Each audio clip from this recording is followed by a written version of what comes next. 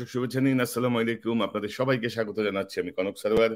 আজকের আলোচনায় দর্শক আজকে বাংলাদেশের যে মার্কিন স্যাংশন জারি করা হয়েছে বাংলাদেশের 7 জন কর্মকর্তার উপর এবং প্রতিষ্ঠান র্যাব সহ যে স্যাংশন, মার্কিন স্যাংশন, সে বিষয়টি সহ বাংলাদেশের যে চলমান রাজনৈতিক পরিস্থিতি, সে বিষয়গুলো নিয়ে আমরা আলোচনা করব। আজকে আমার অতিথি হিসেবে যোগ দিচ্ছেন আপনাদের অত্যন্ত প্রিয় মুখ, বাংলাদেশ কল্যাণ পার্টির চেয়ারম্যান মেজর জেনারেল অবসরপ্রাপ্ত সৈয়দ মোহাম্মদ ইব্রাহিম বীর প্রতীক। ইব্রাহিম ভাই, আপনাকে স্বাগত জানাচ্ছি আজকের আলোচনায়। আসসালামু আলাইকুম। আপনাকে অনেক শুকরিয়া, অনেক ধন্যবাদ, অনেক শুকরিয়া, অনেক ধন্যবাদ। আসসালামু আলাইকুম। আপনার দর্শক শ্রোতা মন্ডলীকেও আমার পক্ষ থেকে শুভেচ্ছা এবং শ্রদ্ধা, ওনাদের প্রতি সালাম। আসসালামু আলাইকুম। জেনারেল ইব্রাহিম, আপনি একজন চৌকস সেনা কর্মকর্তা। আপনি দীর্ঘদিন অত্যন্ত গুরুত্বপূর্ণ অনেক জায়গায় আপনি দায়িত্ব পালন করেছেন। আপনি বীর মুক্তিযোদ্ধা, বীর প্রতীক। আপনি গত 14 বছর ধরে সক্রিয়ভাবে রাজনীতির সঙ্গে যুক্ত। তো আপনি জানেন যে মার্কিন যে স্যাংশনটি আরোপ করা হয়েছে বাংলাদেশের 7 জন কর্মকর্তা এবং র্যাব বাহিনী সহ র্যাবকে ইনক্লুড করা হয়েছে। তো এই নিষেধাজ্ঞা প্রায় 1 মাস পার হয়ে গেল। গত ডিসেম্বরের 10-11 তারিখে এই নিষেধাজ্ঞাটি আমরা পেয়েছি, স্যাংশনটি আমরা পেয়েছি। তো এর পরবর্তী যে পদক্ষেপগুলো সরকার নিয়েছে, এবং আপনি নিশ্চয়ই আমাদের পররাষ্ট্রমন্ত্রীর বক্তব্য শুনেছেন যে তিনি বলেছেন যে মার্কিন যুক্তরাষ্ট্রের চেয়ে বেশি মানুষ হত্যা হয়, পুলিশ 1000 মানুষ হত্যা করে প্রতি বছর, আমাদের এখানে 10 বছরে 400 মানুষ মারা গেছে, ইত্যাদি ইত্যাদি। এবং যে পদক্ষেপগুলো তারা নিয়েছেন এর প্রেক্ষিতে আপনি কি মনে করেন এগুলো কতটুকু কার্যকর পদক্ষেপ, এবং এই বিষয়টি আপনি কিভাবে দেখছেন? আজকে বাংলাদেশে এখন রাত্রে 9:40 এবং আপনার প্রখ্যাত চ্যানেলে আপনার ইন্টারভিউর মাধ্যমে আমি জনগণের সামনে উপস্থিত হয়েছি। আমার পক্ষ থেকে এবং যেহেতু একজন রাজনৈতিক কর্মী, বাংলাদেশ কল্যাণ পার্টির পক্ষ থেকে আমি পুনরায় শুভেচ্ছা জানাচ্ছি, সালাম জানাচ্ছি। আসসালামু আলাইকুম এবং বিসমিল্লাহির রহমানির রহিম বলে আমার বক্তব্যটা শুরু করছি। আপনি এমন একটা সময়ে ইন্টারভিউটা নিচ্ছেন আমার, যে সময়টা আসলে খুবই ডেলিকেট। তো ঘটনাক্রমে এমন যে আজকে সারাদিন আমার গায়ে জ্বর ছিল আর কাশি ছিল। আপনি সকালে যখন অ্যাপয়েন্টমেন্ট নেন তখনও জ্বর এবং কাশি। তো এখনো কিন্তু যেহেতু জনগণের একটা প্রত্যাশা থাকে, মহান আল্লাহ রাব্বুল আলামিনের দয়ায় তাদের মনে একটা ভালোবাসা আছে, তারা শুনতে চায়, তাই আর আমি আপনাকে না করি নাই। আমার গলার স্বরটা কিন্তু স্বাভাবিক থেকে একটু ভিন্ন। জি, আপনি যেই প্রশ্নটা তুলেছেন, এই মার্কিন স্যাংশনটা, এটা কোনো বাংলাদেশের জন্য আলাদাভাবে করা কোনো আইন না, এটা বাস্তবতা। তবে তারা এই আইনটা বা ধারাটা বা বিধিটা কখন অ্যাপ্লাই করবে, কোন দেশের কোন নাগরিকের বিরুদ্ধে করবে, এখানে একটা ডিসক্রিশন বা তাদের নিজস্ব বেছে নেওয়ার অধিকার আছে। তো আমি অত্যন্ত মর্মাহত এবং দুঃখিত যে বাংলাদেশ এরকম একটা সময়ে মার্কিন যুক্তরাষ্ট্রের সরকারের একটা অংশ থেকে, বৈধ অংশ থেকে আমাদের কিছু নাগরিকের উপরে, আমাদের কিছু কর্মকর্তার উপরে একটা স্যাংশন এসেছে বা একটা নিষেধাজ্ঞা এসেছে। এটা হলো একটা দুঃখজনক ব্যাপার। এর কারণ হচ্ছে ডিফ্যাক্টো এই কথাটাই বলা হবে মার্কিন যুক্তরাষ্ট্রের নিকট এবং মার্কিন যুক্তরাষ্ট্রের বন্ধু মহলে, যে আমাদের এই লোকেরা কোনো না কোনো কাজ করেছে যে কাজগুলোর জন্য স্যাংশনটা হয়েছে, এবং কাজগুলো ডেফিনেটলি ইতিবাচক না। তো যদ্দূর আমার শুনেছি, জেনেছি মিডিয়ার মাধ্যমে আর কি, আমরা তো আর সরকারি লোক না, আমি সরকারের তদন্ত করতে পারছি না। তো যতটুকু শুনেছি এবং দেখেছি সেটা হলো যে মানবাধিকার ইস্যুতে গুম, অপহরণ, অযথা অত্যাচার ইত্যাদির কারণে তারা কিছু কিছু এক্সেস, ইংরেজিতে এটাকে আমরা বলতে পারি এক্সেস, EXCESS, এক্সেস করেছে বা সীমা লঙ্ঘন করেছে। কিন্তু এটাও বাস্তবতা। আমি এক বাক্যে যদি এটা না বলি, বাংলাদেশের জনগণ বা মানুষ হয়তো আমাকে বলবে, বা যারা কর্মরত আছেন তারাও বলবে যে আপনি একজন সচেতন নাগরিক, প্রাক্তন সেনাবাহিনীর কর্মকর্তা, এখন 73 বয়স চলছে, আপনি পুরো সত্যটা বললেন না, অর্ধেক কেন বললেন? সেটা হলো এই যে র্যাব বলুন, পুলিশ বলুন, তারা কিন্তু জনগণের উপকারার্থে, দেশের উপকারার্থে অনেক কাজ করেছে, এটা সত্য। কিন্তু তাদের কিছু সংখ্যক ব্যক্তি, রাজনৈতিক সরকারের কিছু সংখ্যক ব্যক্তি দ্বারা প্ররোচিত হয়ে, অথবা রাজনৈতিক সরকারের কিছু ব্যক্তি দ্বারা উৎসাহিত হয়ে, পৃষ্ঠপোষকতা পেয়ে তারা কিছু কাজ করেছে যেটা মানবাধিকার লঙ্ঘন।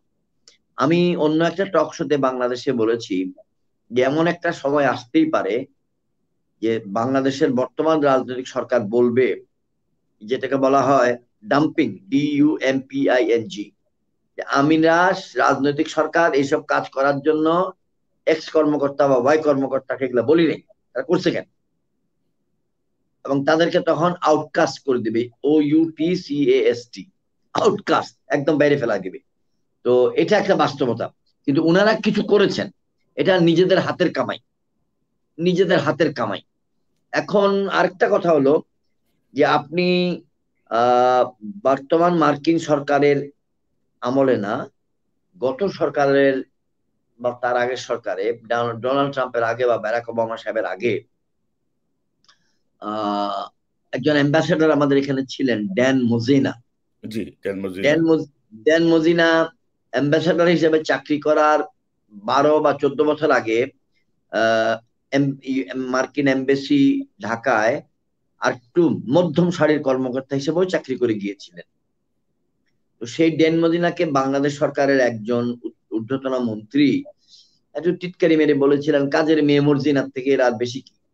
কাজটা কিন্তু খুব ভুল ছিল, করতে হয় না, একটা দেশের রাষ্ট্রদূতকে এরকম ভাবে আপনি বলেন না।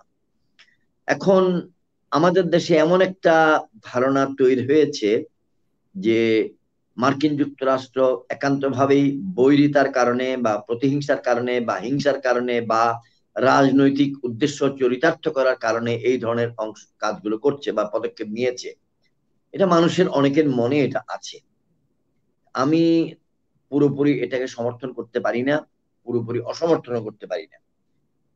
আমি মনে করি মার্কিন যুক্তরাষ্ট্র পৃথিবীর বিভিন্ন দেশে মানবাধিকার লঙ্ঘনের দায়ে অনেক ব্যক্তির উপরে নিষেধাজ্ঞা বা স্যাংশন জারি করেন।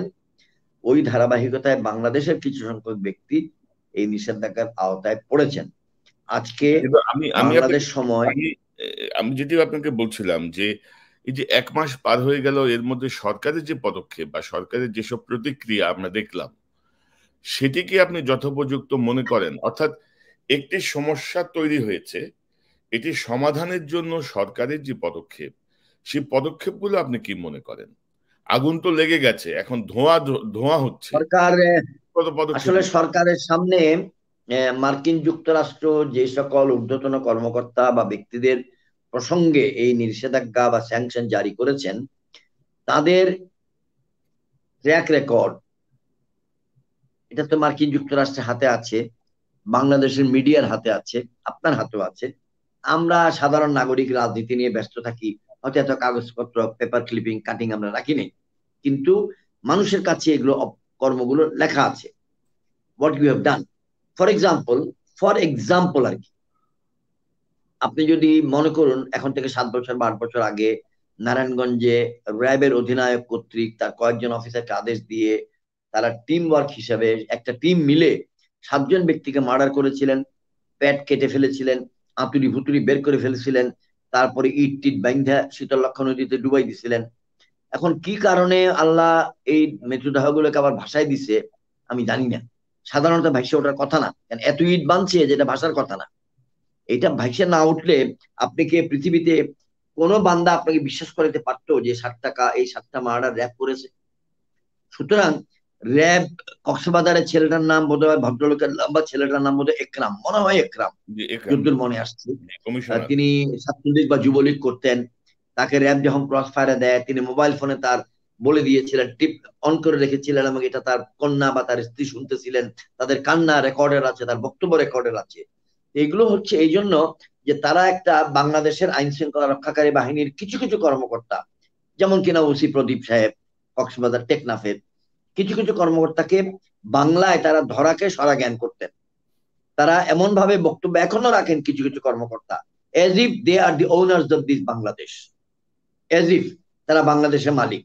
তারা মাননীয় শেখ হাসিনা প্রধানমন্ত্রীর থেকে 1 ডিগ্রি উপরের প্রধানমন্ত্রী, তাদের হুকুমে বাংলাদেশ চলবে, তারাই প্রধানমন্ত্রী বানাইছে, তারাই ইলেকশনের মধ্যে আকাম কুকাম করায় সরকারকে ক্ষমতায় আনছে, তাদের কথার উপরে কিছু বলার নাই। এই যে কাজগুলো, এটা অত্যন্ত খারাপ কাজ। আমি বলবো সরকার কর্তৃক গৃহীত রেমেডিয়াল পদক্ষেপ বা সমস্যা সমাধানের পদক্ষেপ কোনো মতেই নট ওয়ার্থ মেনশনিং, এমন কোন উল্লেখযোগ্য কিছুই নাই। উকিল লাগাবে, ব্যারিস্টার লাগাবে, লবিস্ট লাগাবে, এটা করবে এটা করবে, এই ধরনের অনেক কথাবার্তা পেপারে টেপারে শোনা যাচ্ছে, কিন্তু these are of no use. Finally এই স্যাংশন গুলো থাকবে যতক্ষণ পর্যন্ত, এখন আপনি ওই কথাটা তো এখনো পারেন নাই, যতক্ষণ পর্যন্ত দুটি রাষ্ট্রের মধ্যে কথাবার্তার মাধ্যমে, আলাপ আলোচনার মাধ্যমে একটা ফয়সালার মধ্যে আসা না যাচ্ছে। এখন তো দেখা যাচ্ছে যে কদিন আগে আমরা গত দুদিন আগে দেখলাম যে সরকার ইতিমধ্যে $2.3 বিলিয়ন গত 8 বছরে লবিস্ট ফার্মের মাধ্যমে ব্যয় করেছে মার্কিন সরকারের সঙ্গে সুসম্পর্ক প্রতিষ্ঠায়, এবং মানে অনেক কিছু ওভারলুক করে যাওয়ার জন্য বা তাদের স্বার্থে। কিন্তু কাজ তো হলো না, কাজ হলো না এবং আমরা যেটি দেখছি যে ব্যক্তিগত পর্যায়ে আমরা বিভিন্ন রকম খবর পাই যে অমুকের পাসপোর্ট বাতিল, অমুকের পাসপোর্ট বাতিল, এরকম নানা রকম বিষয় থাকে। যেহেতু পাসপোর্টের বিষয়টি তার ব্যক্তিগত বিষয়, সে কারণে তারা অফিসিয়ালি এটি ডিক্লেয়ার করে না, মানে ভিসার বিষয়টি। তো এখন কি করা যায়? অর্থাৎ সরকারের পদক্ষেপে আপনি সন্তুষ্ট নন, তো কি করা যেতে পারে? অর্থাৎ বাংলাদেশকে তো এই বিপদ থেকে, যদি এটা বাংলাদেশের উপরে স্যাংশন, দায়ী কিছু ব্যক্তি, দায়ী কিছু ভুল সিদ্ধান্ত, দায়ী রাজনৈতিক নেতৃত্ব, তো কি করতে পারি আমরা? মানে আলটিমেটলি তো সবাই বাংলাদেশি। আলটিমেটলি সবাই বাংলাদেশি, কিন্তু সবাই বাংলাদেশি হলেও তো সবাই বাংলাদেশের স্বার্থ তো দেখে নাই।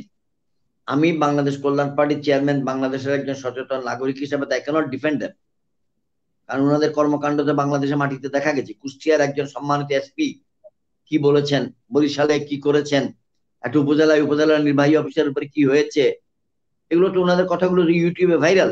বাংলাদেশ সরকার কি বলেছে, তোমরা বাংলাদেশ সরকারের কর্মকর্তা, তোমরা প্রজাতন্ত্রের কর্মকর্তা, তোমরা কেন রাজনৈতিক বক্তব্য দিচ্ছ?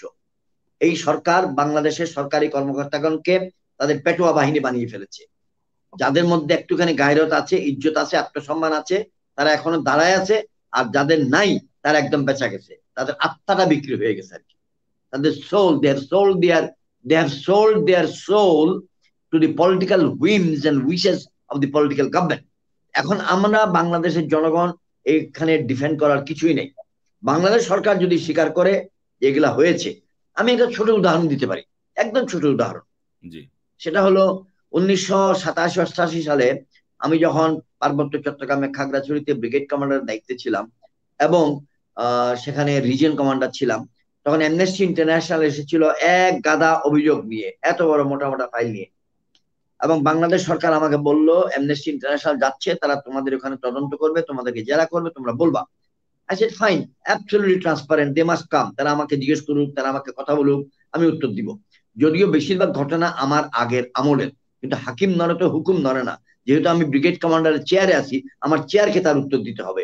আমার মনে আছে আলুটিলা নামক একটি বিখ্যাত স্থানে বসে আমি অ্যামনেস্টি ইন্টারন্যাশনাল, আইরিন বলে পুরা নামটা ভুলে গেছি, একজন ভদ্র মহিলা ম্যাডাম ছিলেন, ওনারা এসেছিলেন, আর 4-5 জনের টিম এসেছিলেন।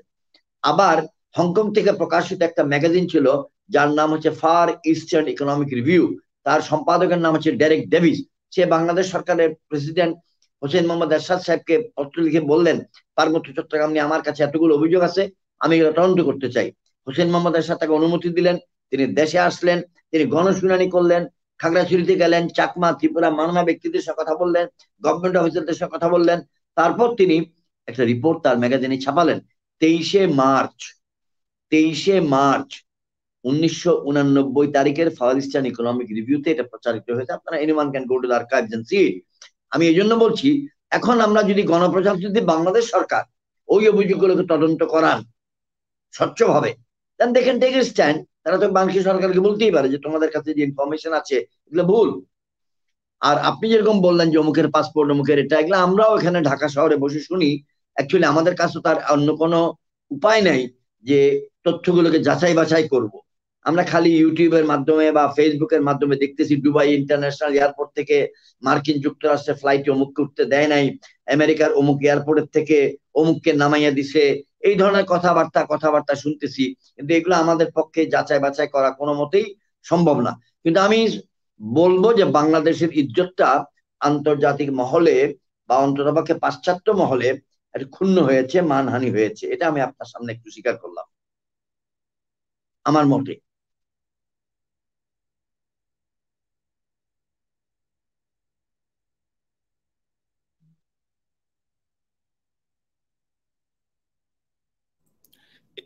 এই যে আসলে এই যে জি, আপনি আপনার জি কোনো কথা থাকছেন? আচ্ছা, না এই যে মার্কিন যুক্তরাষ্ট্রের যে স্যাংশন, এটি তো আসলে আপনার জি যে বলেন। যে ৬-৭ জন ব্যক্তি বা র্যাব বা এদেরকে কেন্দ্র করে প্রথম দফায় আসলেও এটির ইম্প্যাক্ট অনেক বড়, এবং আমার তো মনে হয় যে এরা শুধু এই ঘটনাগুলোকে নিয়েই একটি পদক্ষেপ নেয় না, এদের হাতে অনেক তথ্য আছে। এবং আপনি জেনেছেন যে এর কয়েকদিন পরেই তারা ঘোষণা করেছে অভিজিৎ হত্যাকাণ্ডের জন্য তথ্য চেয়ে $5 মিলিয়ন পুরস্কার ঘোষণা করেছে উম, অভিজিৎ অভিজিৎ হামলাকারীদের বিষয়ে, যেটি মীমাংসিত আদালতে, যেখানে মৃত্যুদণ্ডের আদেশ দেওয়া হয়েছে দুজনকে পলাতক দেখিয়ে বেশ কয়েকজনের বিরুদ্ধে। সেটি নিয়ে তারা জানতে চেয়েছেন, তথ্য জানতে চেয়েছেন। সেটি এক ধরনের অনাস্থা। পাশাপাশি আপনি জানেন যে এখানকার একটি financial crime investigative organisation, global finance, তারা জি জি জি বলছে যে গত 5 বছরে প্রায় বেশ কয়েক বিলিয়ন ডলার মার্কিন যুক্তরাষ্ট্রের কনস্ট্রাকশন খাতে, হাউজিং সেক্টরে ইনভেস্ট হয়েছে, যেগুলো ম্যাক্সিমাম ব্ল্যাক মানি। গত 6 ডিসেম্বর প্রেসিডেন্ট জো বাইডেন ঘোষণা দিয়েছেন যে যারা এককালীন অর্থে বাড়ি বা সম্পদ কিনেছে, ব্যবসা কিনেছে, তাদেরকে তাদের সম্পদের অ্যান্টি কারাপশনে ক্লিয়ারেন্স নিতে হবে। তো জি আমরা তো দেখছি যে একটির পর একটি পদক্ষেপ আসছে। এর মধ্যে আপনি জানেন যে সাউথ আফ্রিকান 3টা দেশের জিএসপি বাতিল করা হয়েছে। জি তো সব মিলিয়ে এখন আমাদের কি করা উচিত? অর্থাৎ আমি তো মনে করি না যে এই সাতটায় থেমে যাবে। এই এই আপনি আপনি যে ধারণাটা করছেন এই ধারণাটা আমিও করি।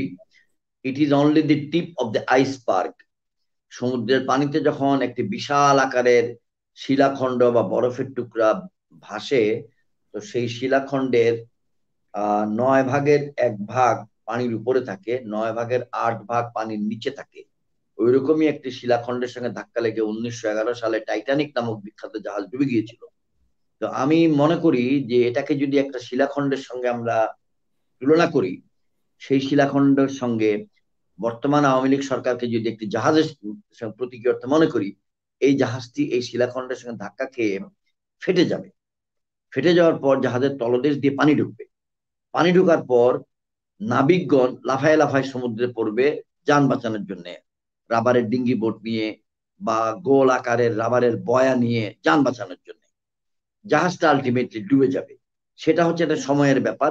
অনেক বড় জাহাজ হলে ডুবতে একটু সময় লাগে, আর আমাদের দেশের ছোট ছোট লঞ্চ গুলো হলে ফেরিঘাটের কাছেও 3-4 মিনিট 5 মিনিটের মধ্যে ডুবে যায়। তো তলদেশ ফেটে গেলে একটা নৌযান ভেসে থাকতে পারে না।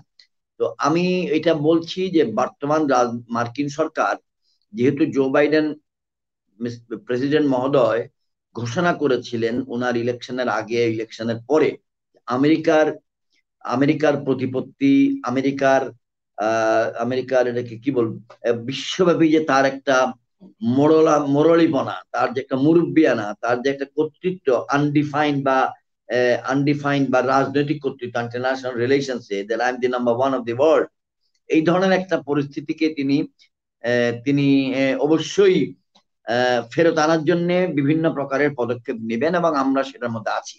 তবে আর এর মধ্যে একটা ছোট আমি কথা আছে। আমি যদি একটু আপনি যোগ ওই করতে চাই, লাইনে যাচ্ছেন না, যে এর আমি মধ্যে একটা ছোট কথা আছে, সেটা আমি হলো যাচ্ছি যে আমি যাচ্ছি আমি বুঝতে পারছি আপনার ও বিষয়টা। আমি আমি একটু যোগ করতে চাচ্ছি যে বাইডেন সরকার ক্ষমতায় আসার আগে এবং ক্ষমতায় আসার পরপরই ঘোষণা দিয়েছেন যে পৃথিবীর রাষ্ট্রগুলোর সঙ্গে আহ, সম্পর্কের ভিত্তি হবে গণতন্ত্র এবং মানবাধিকার। জি এবং সেই লক্ষ্যে কিন্তু বাইডেন সরকারকে বেশ তৎপরই মনে হচ্ছে, বাইডেন সরকারকে বেশ তৎপর মনে হচ্ছে জি যে বেশ তৎপর। এটা ঠিক মানবাধিকার এবং বলেছেন। ভোটাধিকার, গণতন্ত্র, জি এই জায়গাগুলোতে জি বাইডেন সরকার খুব তৎপর।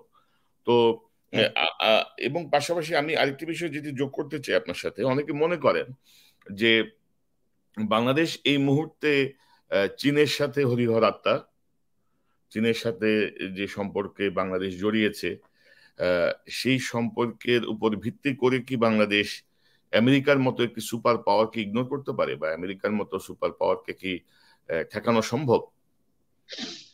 আমি এই আন্তর্জাতিক সম্পর্কের বিষয়ে বিশেষজ্ঞ নই। অর্থাৎ আমি ঢাকা বিশ্ববিদ্যালয় বা প্রখ্যাত বড় বড় বিশ্ববিদ্যালয়ের আন্তর্জাতিক সম্পর্ক বিভাগের অধ্যাপক না, বিশ্লেষক না। এটা আমি সচেতন নাগরিক। ইনসিডেন্টালি আমি মার্কিন যুক্তরাষ্ট্রে 1 বছর লেখাপড়া করেছি। আল্লাহ ওয়াজ ভেরি কাইন্ড। আমার উচ্চতর মিলিটারি শিক্ষাগুলি দুটোই বিদেশে হয়েছে। একটা ইংল্যান্ডের ক্যাম্বারলিতে দি রয়্যাল স্টাফ কলেজে 1 বছর 82-83, আরেকবার আমেরিকার পেনসিলভেনিয়া রাজ্যে অবস্থিত কার্লাইল ব্যারাকসে located the United States army war কলেজে 1 বছর। আর দেশের ভেতরে থাকলে আপনি টাইম ম্যাগাজিন পড়বেন, আপনি নিউজ উইক পড়বেন, আপনি ইকোনমিস্ট পড়বেন, আপনি ইন্ডিয়া টুডে পড়বেন, আপনি বিভিন্ন সিজিটি এন্ড চাইনিজ নিউজ গুলো দেখবেন। আপনি আন্তর্জাতিক সংবাদের সঙ্গে রাজনীতি করতে গেলে সচেতন থাকতে হবে। মহান আল্লাহর দয়ায় কনক আপনারা জানেন যে আমি অসচেতন ব্যক্তি নই। আমি সচেতন ভাবে রাজনীতি করতে চাই এবং শিক্ষিত ব্যক্তিদেরকে রাজনীতিতে আহ্বান জানাই, তরুণ সম্প্রদায়কে রাজনীতিতে আহ্বান জানাচ্ছি বারবার। তো আপনি যেটা বলেছেন এই আশঙ্কাটা কোনো মতেই উড়িয়ে দেওয়া যাবে না। আমি আজকে হলো বাংলাদেশে আমি কথা বলছি আপনাদের সঙ্গে রবিবার দিন রাত্রে, সন্ধ্যা বেশ পরে 2-3 ঘন্টা পর। গতকাল বাংলাদেশ সময় শনিবার রাত্রে আমি আরটি টেলিভিশন, আরটি এরকম ইউটিউব চ্যানেলের সঙ্গে ইন্টারভিউতে বলেছি যে মনে হয় একটা আন্ডারস্ট্যান্ডিং ছিল কিছুদিন পূর্বে, এটা মনে হয় যে মার্কিন যুক্তরাষ্ট্র বলেছিলেন যে দক্ষিণ এশিয়াতে হে ইন্ডিয়া তুমি দেখো আমি একটু দূরে নিজের কাজে ব্যস্ত আছি। তো ভারত আমাদের ইমিডিয়েট প্রতিবেশী, আমাদের সঙ্গে ওনার যতটুকু বন্ধুত্ব হওয়ার কথা তার থেকে একটু বেশি হয়ে গিয়েছে। আবার ভারতের সঙ্গে বন্ধুত্ব যখন মাত্রাটা বেড়ে যায়, বর্তমান রাজনৈতিক সরকার বিশেষত তার সম্মানিত প্রধান একটু ডাইভার্সিফাই করতে গেলেন। তিনি টাকা পয়সা অর্থনৈতিক ইনভেস্টমেন্ট আনার জন্য চায়নার সঙ্গে বন্ধুত্বটা করতে গেলেন। যদিও চায়নার সঙ্গে সম্পর্ক বাংলাদেশের স্টাবলিশ হয়েছে শহীদ রাষ্ট্রপতি জিয়াউর রহমানের আমলে, কারণ আমেরিকা, চায়না, সৌদি আরব ইত্যাদি বড় বড় দেশ আমাদের মুক্তিযুদ্ধে কিন্তু আমাদের সমর্থন দেয় নাই। বাংলাদেশের মিডিয়া বা সব জায়গায় কিন্তু আপনি খালি উচ্চারণটা শুনবেন আমেরিকা, আপনি শুনবেন কিসিঙ্গার। কোনদিন কেউ বলবে না যে China was a great friend of Pakistan and China did not do it. আমি ভুলে যাওয়ার আগে একটা কথা বলতে চাই, আন্তর্জাতিক আপনি আমাকে ভুলে গেলে আমাকে ট্র্যাকে নিয়ে আসবেন। জি অবশ্যই। হঠাৎ করে মাথায় আসছে, আপনি বলে দেই। সেটা হলো যে আমি সবকিছু বাংলাদেশে প্রকাশ্যে বলা যায় না, সবকিছু যুক্তি দিয়ে দেখানো যায় না। আপনি আমাকে বললেই আমি আপনাকে কাগজে 1, 2, 3 দেখাতে পারবো না। এমন হওয়ার সম্ভাবনা পুরা দমে আছে, পুরা দমে। বাংলাদেশ যখন স্বাধীন হয় 1971 সালে মুক্তিযুদ্ধের মাধ্যমে, সেই মুক্তিযুদ্ধের ক্রেডিটটা ইন্ডিয়া নিতে চাচ্ছে। তাদের সাহিত্যে, তাদের মিলিটারি ভার্সনে, তাদের ইতিহাসে, তাদের টক শোতে তারা বলে পাকিস্তান আমাদের উপরে খেপা ছিল যে কারণ আমরা তাদের থেকে বিচ্ছিন্ন হইতে যুদ্ধ করেছি। তারা ইন্ডিয়ার উপরে খেপা ছিল যে তোমরা সাহায্য করছো। বাট কাশ্মীর ব্যতীত আর কোন জায়গায় ইন্ডিয়া পাকিস্তানের বৈরিতাটা নাই। This is the simple statement, খুব একটু সিম্পলিফাইড ভাবে বললাম। এমন যদি হয় 1 বছর পর, 1.5 বছর পর, 2 বছর পর যে ভারত এবং পাকিস্তান অনেক নীরবে একটা সখ্যতা গড়ে তুললো যে বাংলাদেশ বেশি বেড়ে গেছে, তাহলে উভয়ের কাছে কারণ আছে। কারণ ইন্ডিয়া বলবে যে বাংলাদেশকে আমি স্বাধীন করেছিলাম আমার একান্ত অনুগত বন্ধু থাকার জন্য, তুমি আমার বন্ধুত্বের সীমানা লঙ্ঘন করে তুমি চায়নার সঙ্গে বন্ধুত্ব করেছো, আবার এখন তুমি আমেরিকার সঙ্গে বন্ধুত্ব করার জন্য তৎপর হইছো। ইন্ডিয়া বাংলাদেশকে শাস্তি দিতে চাইতে পারে। আবার পাকিস্তান বলবে 50 বছর আগের ঘটনা তো আমি বলি নাই, তুমি ইন্ডিয়ার থেকে সুযোগ সুবিধা নিয়ে আমার বিরুদ্ধে এরকম তৎপরতা করছিলা, দেশটাকে ভাঙছিলা, আমাকে ছোট দেশ বানাইছিলা, আমাকে ইন্ডিয়ার সামনে হেয় করে ফেলছিলা। আমি শুধু এটা এই জন্য বলছি, ভারত বা চায়নাও এখন থেকে 9 মাস পর, 1 বছর পর, 1.5 বছর পর, 2 বছর পর আন্তর্জাতিক অন্য কোনো মধ্যস্থতার কারণে যদি বন্ধুত্ব হয়ে যায় যে আমরা লাদাখে যুদ্ধ করব না, আমরা অরুণাচলে যুদ্ধ করব না, এটা দিয়ে আমাদের অযথা সময় নষ্ট করে আমাদের এনার্জি নষ্ট করতে লাভ নাই, let us come to an agreement what to do. সারমর্ম বঙ্গোপসাগরের পানিকে তারা কেমনে ব্যবহার করবে, সমুদ্র উপকূলকে কেমনে ব্যবহার করবে, সমুদ্রের ব্লু ইকোনমিতে তারা কেমনে প্রভাব রাখবে, নীল অর্থনীতি। আমি এটার জন্য বললাম, সকলের কাছে কিন্তু বাংলাদেশ হয়ে যাচ্ছে একটা ভিলেন। বাংলাদেশকে তারা ভিলেন বানিয়ে দিচ্ছে সকলের কাছে, তিনজনই মনে করতেছে বাংলাদেশ ভিলেন, এবং এটার জন্য বর্তমান রাজনৈতিক সরকার দায়ী। আমি খুব ভয় পাচ্ছি, কি যে নেপালের আর আমাদের মধ্যে পরিস্থিতি কিন্তু ভিন্ন। নেপালের কাছে চয়েস মাত্র দুটো, আইদার নর্দার্ন বর্ডারে চায়নার সঙ্গে আপনি বন্ধুত্ব করেন, সাউদার্ন বর্ডার ইন্ডিয়ার সঙ্গে করেন। ভুটানের কাছে কোনো চয়েস নাই। বাংলাদেশের সামনে তিনজন, এক আমেরিকা, এক চায়না, এক ইন্ডিয়া। আমরা এই ত্রিমুখী টানাটানির মধ্যে আমরা কোন দিকে যাব, which way do we go? আমাদের সামনে খুব বড় একটা চ্যালেঞ্জ, এবং এই চ্যালেঞ্জটা সৃষ্টি করেছে বর্তমান রাজনৈতিক সরকার। আমাদের উচিত কিন্তু শ্রীলঙ্কা থেকে শিক্ষা নেওয়া। শ্রীলঙ্কার হাম্বানটোটা বন্দর নিয়ে যে কি হচ্ছে আপনারা জানেন। শ্রীলঙ্কা সরকার অর্থনৈতিক কষ্টে আছে, তারা চায়নার কাছ থেকে সমর্থন পাচ্ছে না, কমে গেছে, বা না পাইলেও মানে পেলেও। তার জন্য আবার তারা ভারতের সঙ্গে বন্ধুত্বটা করতে চাচ্ছে, সেখানে দুই ভাই তারা একত্রে দেশ চালাচ্ছে। খেয়াল করুন, অনেক বিদ্ঘটে জিনিস হচ্ছে। আমি বাংলাদেশের একজন সচেতন রাজনৈতিক কর্মী হিসাবে, বাংলাদেশের সামরিক একজন কর্মকর্তা হিসেবে, রণাঙ্গনের মুক্তিযোদ্ধা হিসেবে আমি আমার দেশবাসীকে নিয়ে এই উৎকণ্ঠাটা আমার দিলের মধ্যে আছে, আমি এটা শেয়ার করলাম। এখন আপনার ওই অরিজিনাল কথায় চলে আসি। সেটা হলো যে America wants Bangladesh to be more friendly to America now. অতীতে যাই থাকুক না কেন, এখন এখানে কেমনে বর্তমান রাজনৈতিক সরকার এই সিদ্ধান্তটা নেবেন এবং সিদ্ধান্তটা বাস্তবায়ন করবেন জানি না। আপনি দেখুন, রোহিঙ্গা সমস্যার সমাধানে কোনো বান্দা কিন্তু আগায় আসেনি। এবং বাংলায় বলে যে, বাংলায় প্রবাদ বাক্য যে ভাসুরের নাম নিতে নাকি ভাইয়ের বউয়ের মুখে লজ্জা লাগে, এই জন্য বলে যে ভাসুরের নাম মুখে নিচ্ছে না। আমাদের দেশে কেউ বলছে না যে রোহিঙ্গা সমস্যাটা কে সৃষ্টি করেছে। এটি কিন্তু এমন কোনো বিষয় না। অবসরপ্রাপ্ত মেজর এমদাদুল ইসলাম বলে একজন ব্যক্তি আছেন, আওয়ামী লীগ ঘরানার সম্মানিত বুদ্ধিজীবী। তিনি রাখাইন প্রদেশে অবস্থিত বাংলাদেশ দূতাবাসের একজন কাউন্সিলর ছিলেন। এমদাদুল ইসলাম, বাড়ি চট্টগ্রাম। আপনি তাকে ইন্টারভিউতে আনবেন। তিনি বই লিখেছেন, সুন্দর বই, আরাকান বা রাখাইন প্রদেশ নিয়ে। তিনি অত্যন্ত স্পেসিফিক্যালি বলে দিয়েছেন যে this is how or why Rakhine সমস্যা, রোহিঙ্গা সমস্যাটা সৃষ্টি হয়েছে। এখান থেকে বাংলাদেশ বেরোবে কেমনে? আপনি 10 লক্ষ লোককে মেনে নিচ্ছেন, আরো কি কি মানতে হবে, এই অপেক্ষায় আছি। এখন মার্কিন যুক্তরাষ্ট্র যদি আপনাকে এইরকম একটা মনস্তাত্ত্বিক সেলাইছে সাইকোলজিক্যাল কাম কাম পলিটিক্যাল চাপ দেওয়ার জন্য এই কাজটা করে, আমি জানি না, এটা আমরা বলতেই পারি যে এটা বাংলাদেশ সরকার থেকে কিছু সুবিধা আদায়ের জন্য বাংলাদেশের উপরে এরকম চাপ দিচ্ছে।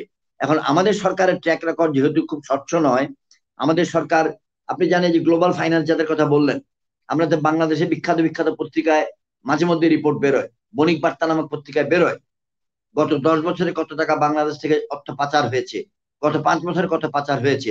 18 সালের পর থেকে নাকি বাংলাদেশের ট্রেডিং এর কোনো ডাটা তারা আন্তর্জাতিক কমিউনিটিকে দিচ্ছে না, কারণ তাহলে অর্থ পাচারের তথ্যটা জেনে যাবে তারা। এরকম একটা মানুষ তো কবরে চলে যায়, একটা টাকাও কবরে নিয়ে যেতে পারে না, কিন্তু বাংলাদেশের মানুষকে ডিপ্রাইভ করে তারা যায়। এই যে এতগুলো অর্থ পাচারের ঘটনা ঘটেছে, এটাতে কারা সাহায্য করে? এটাতে সাহায্য করে বিদেশি ডোনাররা, এটাতে সাহায্য করে বিদেশি ইনভেস্টররা। আপনার একটা একটা ইলেকট্রিক খাম্বা লাগাইতে লাগবে 300 টাকা। বাংলাদেশি একজন ভদ্রলোক বলল যে তুমি এখানে এটা 400 টাকা লেখো, আমি 100 টাকা একটু নিজের পকেটে নিব। তো এই বিদেশি ইনভেস্টর বলল এটার খরচ হবে 300, তুমি বলতেছো লিখতে 400, আমি লিখে দিলাম 500। 100 টাকা তুমি নিবা, 100 টাকা আমার ব্যবসায়ী নিবে, 300 টাকা অ্যাকচুয়ালি খরচ হবে। এই টাকাগুলো কোথায় যায়? এই টাকাগুলো আমাদের রাজনীতিবিদরা ক্ষমতায় যাওয়ার জন্য, বড় বড় রাজনীতিবিদরা নিজেদের ক্ষমতায় যেতে লজ্জা লাগে, কেন বিদেশিদের ব্যাপারে কথা বলবে। আমি সৈয়দ মোহাম্মদ ইব্রাহিম ভাই, মহান আল্লাহ দয়া করলে বাংলাদেশের রাজনীতির অঙ্গনে বাংলাদেশের রাজনৈতিক নেতৃত্বের অংশীদার হওয়ার আকাঙ্ক্ষা নিয়ে তো রাজনীতি করছি। আমার দেশের স্বার্থের কথাটাই যদি আমি না বলি এবং না শুনে মানুষকে, তাহলে আমি নিজের কাছে দোষী থাকবো, আল্লাহর কাছে দোষী থাকবো, জনগণের কাছে দোষী থাকবো। এই জন্য কথাটা বললাম যে বিদেশি ইনভেস্টমেন্ট মানেই কিন্তু সোনার টুকরা না প্লেটে করে আনা। বিদেশি ইনভেস্টমেন্ট মানে কিছু ইনফ্রাস্ট্রাকচারাল উন্নয়ন আর কিছু নিজের পকেটের উন্নয়ন। এখন আমেরিকা দেখলে জানে আপনি এখানে কি করছেন, স্যাটেলাইট ডিশের মাধ্যমে সবকিছু জানাজানি আছে। Everything you know, everything is they can be found out. কোনো কিছু আসলে এখন হাইড করা সম্ভব নয়। এবং ধরেন আমরা যখন বছর শেষে মার্কিন যুক্তরাষ্ট্রের হিউম্যান রাইটস রিপোর্ট দেখি, বা বিভিন্ন অর্গানাইজেশন গুলোর, ইউএস অর্গানাইজেশন গুলোর রিপোর্ট দেখি, আমরা দেখি যে অনেক ইনফরমেশন আমাদের কাছেও নাই, আমরাও জানি না, কিন্তু ঠিকই তাদের রিপোর্টে সেটি চলে গেছে। তো আপনি যেটি বলছেন জেনারেল ইব্রাহিম, তাহলে বাংলাদেশের অবস্থা তো খুব ত্রিশঙ্কু অবস্থায় বাংলাদেশ। ভারত, চীন, আমেরিকা সবকিছু মিলিয়ে এই যে বাংলাদেশের যে একটি একটি জটিল পরিস্থিতি তৈরি হয়েছে বা হতে যাচ্ছে এখন, জি, এখন করণীয় কি? এখন আমাদের করণীয় কি? একটু সংক্ষেপে আমরা একটু অন্য প্রসঙ্গে যাব। আমাদের করণীয়, আমি ইমিডিয়েটলি বলবো, বর্তমান বাংলাদেশ সরকার, আওয়ামী লীগের নেতৃত্বে যে বাংলাদেশ রাজনৈতিক সরকার আছে, আমি ইমিডিয়েটলি বলবো বর্তমান রাজনৈতিক সরকারকে যে আপনি রাজনৈতিক সরকার পদত্যাগ করুন, আপনি সহ রাজনৈতিক দলগুলিকে নিয়ে, নিবন্ধিত রাজনৈতিক দলগুলির প্রতিনিধিকে নিয়ে একটি জাতীয় সরকার গঠন করুন। সর্বসম্মত সিদ্ধান্তে বা মেজরিটি লোকের সিদ্ধান্ত মোতাবেক পরিস্থিতি পর্যালোচনা করে আপনি বাংলাদেশ শাসন করুন। তাহলে মানবাধিকার লঙ্ঘনের এই ধারাটা বন্ধ হবে, আন্তর্জাতিক বিশ্বে আমাদের ভাবমূর্তি রক্ষা করা বন্ধ হবে, উন্নতি করা যাবে, টাকা পাচার বন্ধ হবে, এবং বাংলাদেশের সুনাম, বাংলাদেশের সিকিউরিটি, বাংলাদেশের নিরাপত্তা যেখানে হুমকির মুখে, সেখানে একটা দল তো এটাকে জিম্মি করে চলতে পারে না। এখন বর্তমান রাজনৈতিক সরকার যেহেতু 2009 সালে এসেছিলেন প্রণব বাবু এবং জনৈক এবং জেনারেল মুইনুল আহমেদের কম্প্রোমাইজের কারণে, 2014 সালে এসেছেন একদলীয় নির্বাচনে, তাও ভারত সরকার এবং ভারতের পররাষ্ট্র সচিব সম্মানিতা ম্যাডাম সুজাতা সিং এর এবং হোসেন মোহাম্মদ এরশাদের এবং আমাদের গোয়েন্দা বাহিনীর ষড়যন্ত্রের কারণে সেই 2014 নির্বাচনে আমি সৈয়দ মোহাম্মদ ইব্রাহিমকে দাওয়াত দেওয়া হয়েছিল যে আপনি আসুন, বিরোধী জোট ত্যাগ করুন, আপনার জন্য এই পুরস্কার, আপনাকে মন্ত্রিত্ব দিব, ঢাকা 17 আসনের এমপি বানাবো, আপনার দলের এতজনকে আমরা উপকার করে দিব। আমি রাজি হইনি। 2018 সালে আমাকে মাত্র একটা আসন দিয়েছে, চুপ করেছে। ঐক্যফ্রন্টকে 14টা না 22টা, কয়টা আসন দিছে আল্লাহ জানে কয়টা দিছে, আমি ভুলেও গেছি এখন। কিন্তু এটা বলতে চাচ্ছি যে আমাদের মনের ভিতরে দুঃখটা ভুলে আমরা জাতীয়ভাবে যদি সমস্যাটাকে অ্যাপ্রোচ করি, আওয়ামী লীগকে আহ্বান রাখবো, বাংলাদেশে বড় বড় রাজনৈতিক গুলোকে আহ্বান রাখবো। আমি দৃঢ়ভাবে বিশ্বাস করি কনক, আপনার সঙ্গে, আমি জাতীয়তাবাদী ঘরানার রাজনীতি করি এবং করতে চাই এবং করে যাব। আমি ধর্মীয় মূল্যবোধকে উন্নত রাখতে চাই এবং এটা রাজনীতিতে ধর্মীয় মূল্যবোধ থাকতে হবে। প্রত্যেকটি ধর্মের ধর্মগ্রন্থে দেওয়া নির্দেশগুলি, সততা, মানবিকতা, ন্যায় বিচার, মানুষের প্রতি সুব্যবহার, প্রতিবেশীর সঙ্গে সুব্যবহার, এটা আমি বহাল রাখবো। বাংলাদেশের রাজনীতিতে আপনি জানেন, এটা একটু ডাইভার্সন যদিও, মানুষে বলে যে যে ফ্যাক্টর গুলো বাংলাদেশের রাজনীতিকে নিয়ন্ত্রণ করতে পারে বা করে বলে মানুষে মনে করে, বা স্টেক হোল্ডার যেটাকে ইংরেজিতে বলে, এটা বাংলা হবে কি আমি জানি না, অংশীজন হতে পারে, নিয়ারেস্ট বাংলা শব্দ যেটা মনে আসছে অংশীজন, বা ইংরেজি শব্দটাই আসলে খুব অ্যাপ্রোপ্রিয়েট, স্টেক হোল্ডার। তার মধ্যে 1 নম্বর হচ্ছে বাংলাদেশের সামরিক বাহিনী, 2 নম্বর হচ্ছে বাংলাদেশের ধর্মীয় নেতৃবর্গ, আলেম ওলামাগণ, সেটা কওমি লাইনের বলুন, সুন্নি লাইনের বলুন, কারণ তারা ধর্মীয় মূল্যবোধটাকে আপহোল্ড করে। 3 নম্বর হচ্ছে আপনার মুক্তিযোদ্ধাগণ এবং সেই মুক্তিযুদ্ধের অনুভূতি। 4 নম্বর হচ্ছে দরিদ্র মানুষের ভাগ্য উন্নয়নের জন্য অর্থনৈতিক স্বচ্ছতা। এই অর্থনৈতিক কর্মকাণ্ডের সঙ্গে নিয়ন্ত্রক হিসেবে যারা জড়িত, তারাও কিন্তু একটা বড় স্টেক হোল্ডার, অর্থাৎ আমাদের বিজনেস কমিউনিটি, আমাদের ইম্পোর্টার কমিউনিটি, আমাদের এক্সপোর্টার কমিউনিটি জড়িত। এখন বাংলাদেশের রাজনীতিতে ওনারাও তো চাচ্ছেন যে আমেরিকা যদি আমাদের উপর চেতে যায়, আপনার ফরেন এক্সচেঞ্জ আসে তো প্রধানত 2টা জায়গা থেকে, একটা হলো গার্মেন্টস, একটা হচ্ছে আপনার রেমিটেন্স অভিবাসীদের কাছ থেকে। আমেরিকা যদি অভিবাসীদের ব্যাপারে কঠোর হয়ে যায়, ইউরোপ যদি কঠোর হয়ে যায়, ইউরোপ এবং আমেরিকার চাপে যদি মধ্যপ্রাচ্য কঠোর হয়ে যায়, তাহলে আপনি কোথায় যাবেন? এবং আরেকটা আছে, সেটা এখন কেউ আবার মাইন্ড করে কিনা আমি জানি না, কিন্তু এটা না বললে তো নয়। 2007 সালের জানুয়ারি মাসের 11 তারিখ যে ঘটনাটা বা দুর্ঘটনা ঘটেছিল, যার নাম 111, তো সেই 111-এর সময় নাকি জাতিসংঘের কোন একটা সংস্থার চিঠিপত্র নিয়ে তারা চিন্তায় ছিল, আসলে কিন্তু চিঠিপত্রগুলো ফেক, ভুয়া চিঠি, শান্তিরক্ষী মিশন থেকে আমাদের আর্মিকে প্রত্যাহার জি করা জি হবে। জি জি এখন তো যেটা দাঁড়াচ্ছে, আমি ফেক চিঠি বা জেনুইন চিঠির কথা বলতেছি না, আমি শুধু এখন বলতেছি যে বাংলাদেশ সেনাবাহিনী শান্তিরক্ষা মিশনে অন্যতম একটি প্রভাবশালী দেশ, এবং আমাদের কোনো অফিসার যদি ওই র্যাবে চাকরি করে থাকে, তাকে কিন্তু আর শান্তিরক্ষা মিশন যেতে দিবে না। আমাদের কোনো অফিসারের বিরুদ্ধে যদি মানবাধিকারের আসে, তাহলে যেতে দিবে না। তাহলে এটার জন্য তো বর্তমান রাজনৈতিক সরকার দায়ী হবে।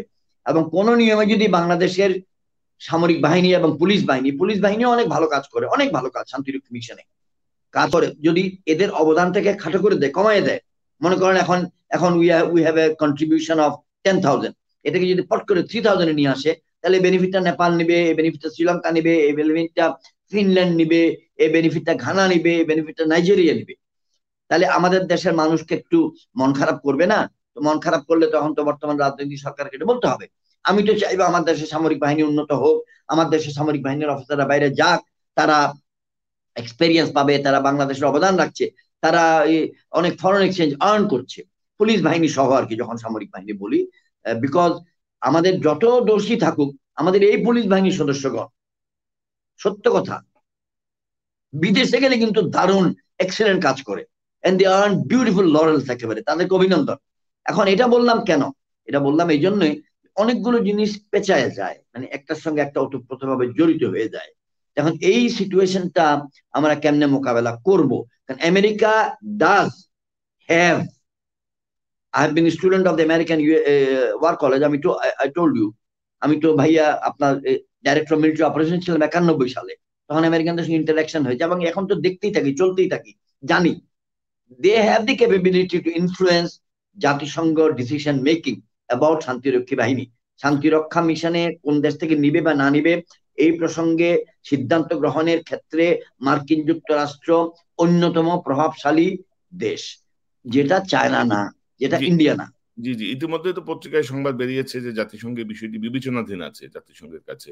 হিউম্যান রাইটস, আমি ঠিক জানি না, পত্রিকায় দেখেছি, আমি জানি না, পত্রিকায় দেখেছি যে হিউম্যান রাইটস গ্রুপগুলো বিষয়টি নিয়ে সক্রিয়ভাবে বিবেচনার জন্য জাতিসংঘের প্রতি আহ্বান জানিয়েছে আফটার দিস স্যাংশন। এখন এখন আপনি যেটি বললেন, এই যে মানে এক কথায় তো বলা যায় একটা একটা মহা সংকটের দিকে যাচ্ছে বাংলাদেশ, অথবা সংকটের প্রাথমিক ধাপে ঢুকে গেছে বাংলাদেশ। তো এবং ধরেন এখন পর্যন্ত কিন্তু আমার সরকারের পক্ষ থেকে যে বিভিন্ন রাজনৈতিক দল গুলো বাংলাদেশে আছে, সবার সঙ্গে মিলে বসে একটি যে সিদ্ধান্ত নেয়া, এরকম একটি জাতীয় সংকটের মুহূর্তে, এটাকে হালকাভাবে দেখার কোনো সুযোগই নাই। আমরা যারা খুবই ছোট মানুষ, খুবই সাধারণ মানুষ, আমরাই বুঝতেছি যে এই সিচুয়েশনটা খুবই খারাপের দিকে যাচ্ছে। তো এখন কিন্তু সরকারের যে উদ্যোগ, সেটি আপনিও পছন্দ করছেন না, আমাদেরও আসলে আমরা খুব বিভ্রান্ত যে কি পদক্ষেপ নিচ্ছে বা কি বলছে এগুলো। তো সেই জায়গাটায় অনেকেই মনে করেন যে সকল রাজনৈতিক দল মিলিতভাবে একটি জরুরি বৈঠক করে একটি সিদ্ধান্তে উপনীত হওয়ার, যেটি আপনিও বলছিলেন যে একটি জাতীয় সরকার। জি, আমি আপনাকে একটু একটু বলি, আমি শব্দটার ব্যবহার একটু দৃষ্টিকটু, তারপরেও বলতে হয়, কোনো উপায় তো নাই আমার কাছে, আমার কথাটা তার আপনি বলতে পারতেছেন না, আর আমার এখানে তো তৃতীয় ব্যক্তি নেই উনি যে বলবেন জেনারেল ইব্রাহিম এটা চিন্তা করেছেন বা জেনারেল ইব্রাহিম এটা বলেছেন। আপনার সামনে একটু তুলে নিচ্ছি এরকম যে 2017 সালের 25শে আগস্ট রাখাইন প্রদেশে মায়ানমার আর্মি রোহিঙ্গাদের উপর অত্যাচার শুরু করে, আরসাদের আক্রমণের প্রতিক্রিয়ায় অথবা প্রতিক্রিয়া ছাড়া, যেটাই হোক, আমি তো চোখে দেখিনি। 27শে আগস্ট 2017 থেকে রোহিঙ্গাগণ আমাদের বর্ডার ক্রস করা শুরু করে। প্রথম 4 দিন মাননীয় প্রধানমন্ত্রী বর্ডার সিল করে রেখেছিলেন, বলেছেন কাউকে ঢুকতে দেওয়া যাবে না। 4 দিন পর দেশের মানুষের মানবিক আবেদনের প্রেক্ষিতে, আন্তর্জাতিক কমিউনিটির মানবিক আবেদনের প্রেক্ষিতে তিনি সীমান্ত খুলে দেন এবং তাদেরকে আসতে দেন। আমি বাংলাদেশ কল্যাণ পার্টির চেয়ারম্যান, আমি বিরোধী শিবিরের লোক, আমি আমার রণাঙ্গনে যুদ্ধ করেছি, আমি কোন দলের সদস্য হিসেবে যুদ্ধ করিনি, আমি বাংলাদেশের নাগরিক, বাংলাদেশের জন্য যুদ্ধ করেছি। ওই যে বললাম 14 সালে আমাকে বলেছে আপনি 20 দলীয় জোট ছেড়ে দেন, আপনার জন্য এত এই তোহফা এই উপহার এগুলো আছে, আমি তো যাইনি। কেন? আমি আমার সুনাম নষ্ট করবো না।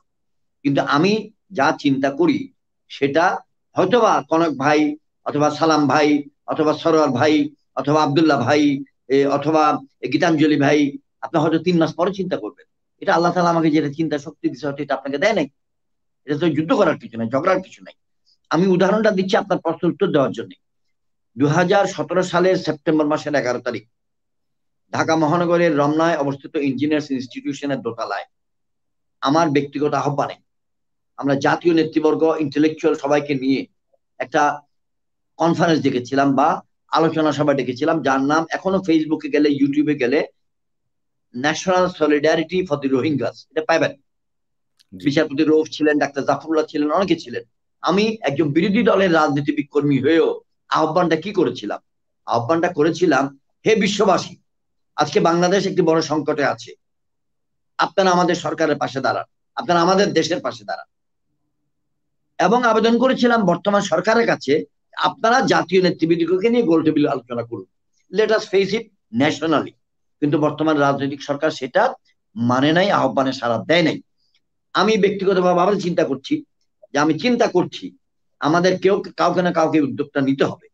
আমরা একটা জাতীয় সরকারের দাবি দিচ্ছি, জাতীয় সরকার, সেটাকে যেই নামেই ডাকেন, ন্যাশনাল গভর্নমেন্ট বলতে পারেন, নিরপেক্ষ সরকার বলতে পারেন, ইমার্জেন্সি গভর্নমেন্ট বলতে পারেন, সেভিয়ার সরকার বলতে পারেন, যে দেশ বাঁচাও সরকার, যেটাই বলেন, যেখানে বর্তমান রাজনৈতিক সরকার সহ অন্য সব দলের, গুরুত্বপূর্ণ দলের বা গুরুত্বপূর্ণ মানুষগুলোকে নিয়ে আপনি এটা করবেন, এবং আন্তর্জাতিক কমিউনিটি যেন আমাদেরকে সহায়তা দেয়।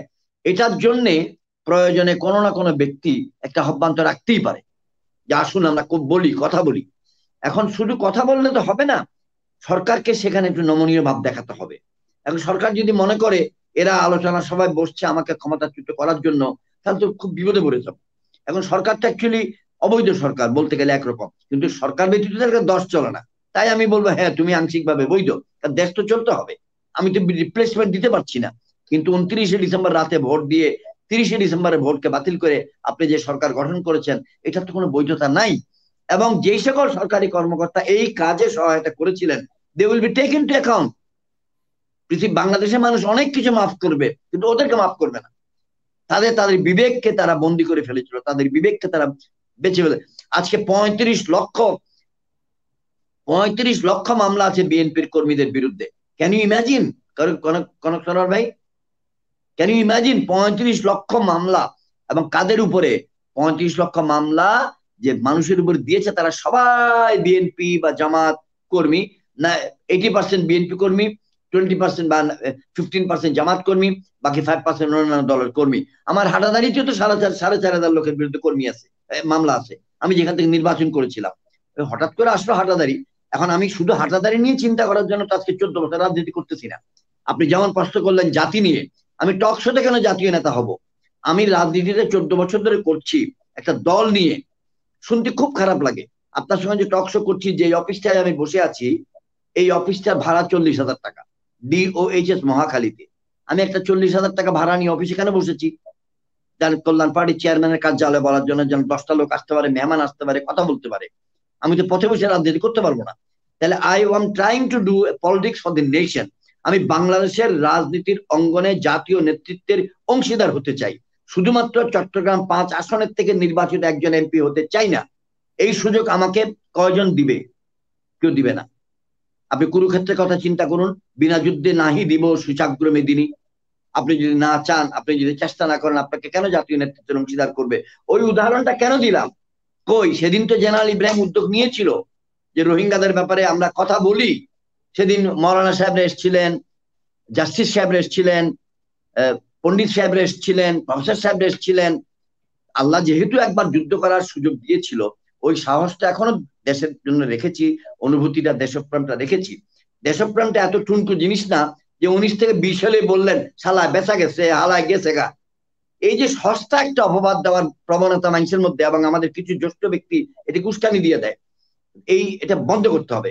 তা আমি আপনার কাছে নিবেদন করব যে আপনি প্রস্তাবটা খুব সুন্দর কথা বলেছেন, যে এটা আমরা যদি একটা জাতীয় ভিত্তিতে আলোচনা করে করতে পারি ভালো হয়। কিন্তু এটা তো সরকার মানবে কিনা আমি জানি না। I will appeal to the government. আপনি জানেন যে আমি মাননীয় স্বরাষ্ট্রমন্ত্রীর সঙ্গে দেখা করতে গিয়েছিলাম। আমি এবং ন্যাশনাল ডেমোক্রেটিক পার্টির চেয়ারম্যান জনাব কারি আবু তাহের, ন্যাশনাল পিপলস পার্টির চেয়ারম্যান ডক্টর ফরিদুজ্জামান ফরহাদ, এলডিপির একটি অংশের বা বিদ্রোহী অংশের একটি সম্মানিত মহাসচিব জনাব সেলিম, এবং এবং সৈয়দ এহসানুল হুদা, বাংলাদেশ জাতীয় দলের চেয়ারম্যান, 5 জন। আমরা মাননীয় স্বরাষ্ট্রমন্ত্রী আমাদেরকে সুন্দরভাবে সময় দিয়েছেন। আমরা টেলিভিশনও বলেছি কেন গিয়েছি। আমরা গিয়েছিলাম মাননীয় দেশনেত্রীর চিকিৎসার জন্য। অতঃপর 25শে নভেম্বর 2021 তারিখে আমি এবং কারি আবু তাহের সাহেব স্বাক্ষর করে মহামান্য রাষ্ট্রপতি বরাবর একটা দরখাস্ত দিয়েছি। সেটা রিসিভড হয়েছে সিল মেরে দেশবাসী থেকে।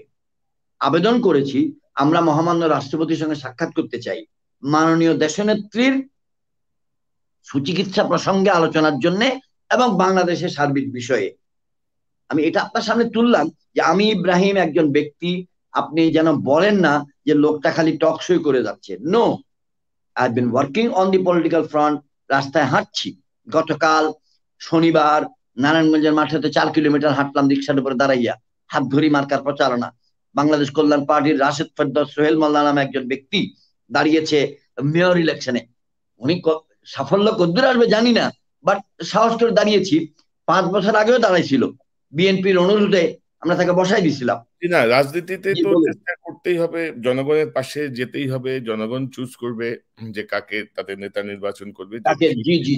যে বিষয়টি বাংলাদেশে মানুষ বঞ্চিত, এবং আপনি বিষয়টি বলছিলেন।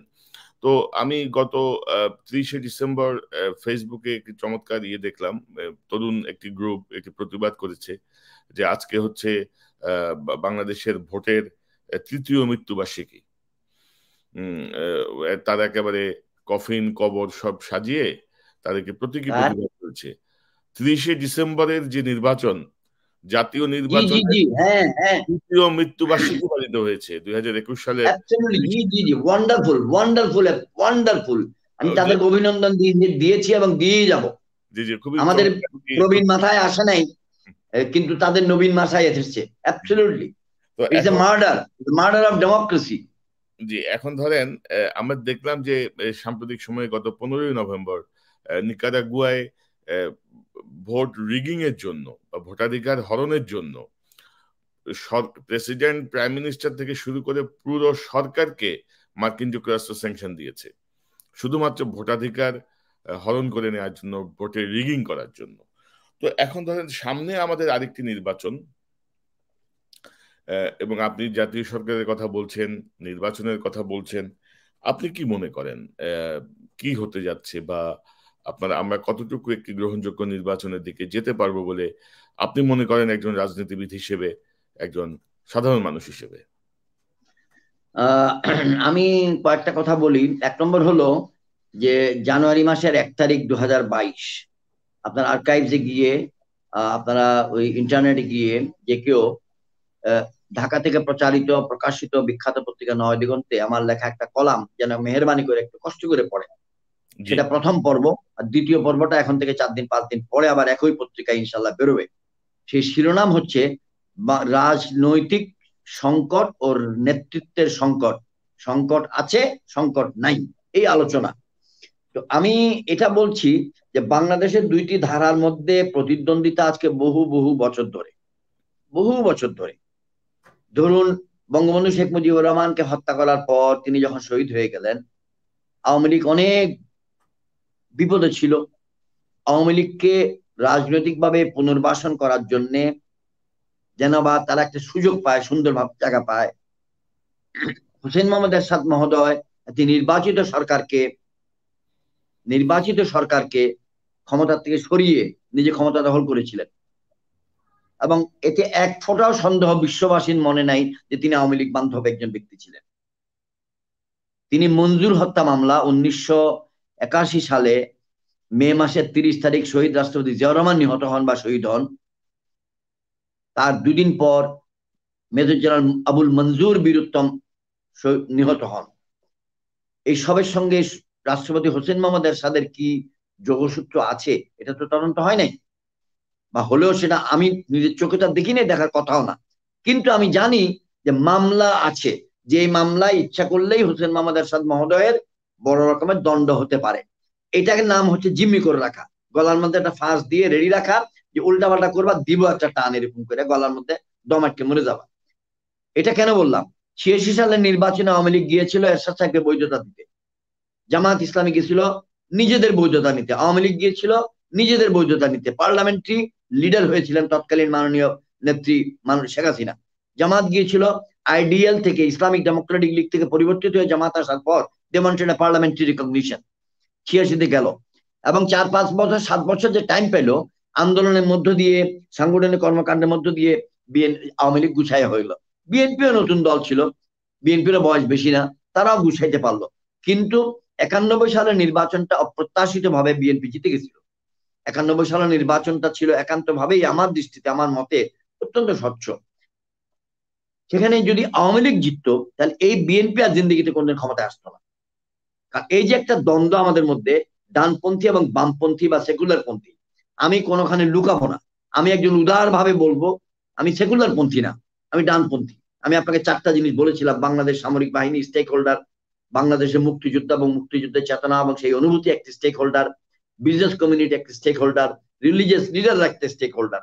আমি এই কথাটা দিয়ে বুঝাতে চাচ্ছি যে 91-এ যদি বিএনপি এসে নিজেদেরকে আবার সুসংহত না করতো তাহলে ওনারা কোনোদিন আর ক্ষমতায় আসতেন না। কারণ বিদেশি শক্তি, দেশি শক্তি সবাই মিলে এটাকে দাবায় রাখতো। কারণ বিএনপির উত্থানটাই তো ছিল আনডিক্লেয়ার্ড বাংলাদেশকে স্বতন্ত্র অবস্থানে নেওয়ার সংগ্রামের একটা অংশ, যেখানে বাংলাদেশ প্রতিবেশীর পেটে ঢুকে যাচ্ছিল সেটাকে বাঁচানোর জন্য। এখন পর্যন্ত আবারও ধারা আমাদের এখানে আছে। আগামী দিনের রাজনীতিতে আপনি নির্বাচনের কথা বলছেন, বৃহত্তর জোটের কথা, বৃহত্তর নির্বাচনে কি হবে কি না হবে। আমি তো জাতীয় সরকারের কথা বলছি। জাতীয় সরকার যদি নিরপেক্ষ সরকারের অধীনে না হয়, প্রচুর সংখ্যক দল হয়তো নির্বাচনে যাবে না, নিঃসন্দেহে, কারণ গেলে তো আবার আগের মতো রেজাল্ট হবে। কিন্তু আগামীবার আওয়ামী লীগ রাতের ভোট করবে এমন গ্যারান্টি নেই। আগামীবার আওয়ামী লীগ একদলীয় নির্বাচন করবে তারও গ্যারান্টি নেই। কারণ আওয়ামী লীগের মাথায় অনেক বুদ্ধি, তারা আবার নতুন একটা বুদ্ধি কাটবে। তারা ইভিএম দিয়ে করবে, তারা ইভিএম এর মধ্যে এমন যন্ত্রণা ঢুকাই দিবে, এমন মন্ত্র ঢুকাই দিবে যে আপনি সব দেখবেন, যেখানেই সিল মারেন না কেন সব নৌকা হয়ে বেরোবে। অর্থাৎ আমি এটা বললাম এই জন্যে, তাহলে আমরা কি করবো, হোয়াট ডু উই ডু? আমি ইন এনি কেস ডান দিকের ব্লক, জাতীয়তাবাদী ব্লক, জাতীয়তাবাদী ধর্মীয় মূল্যবোধের ব্লক, আমি এটাকে নিয়ে চলতে চাই। আমি উদার ভাবে চলতে চাই, মুক্তিযোদ্ধা হিসেবে সকলের জন্য দরজা খোলা রাখতে চাই। যেমন ফাইনালি একটা কথা আসবে 2000, আপনি কি বিরক্ত হচ্ছেন আমার কথায়? আমি খুব মনোযোগের সাথে শুনছি আপনার কথা। 2018 সালের নির্বাচনের 2-2.5 মাস আগে ঐক্যফ্রন্ট সৃষ্টি হয়েছিল। সেই ঐক্যফ্রন্ট সৃষ্টির আগে 20 দলীয় জোটের কোনো মিটিং এ এটা নিয়ে আলোচনা হয় নাই।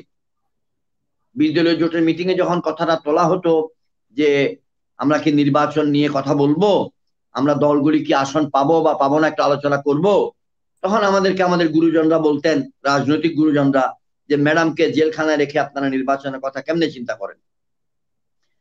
অথচ কিন্তু গুরুজনরা চিন্তা করলেন, করে ওনারা নিজে নিজে নীরবে ঐক্যফ্রন্ট বানালেন।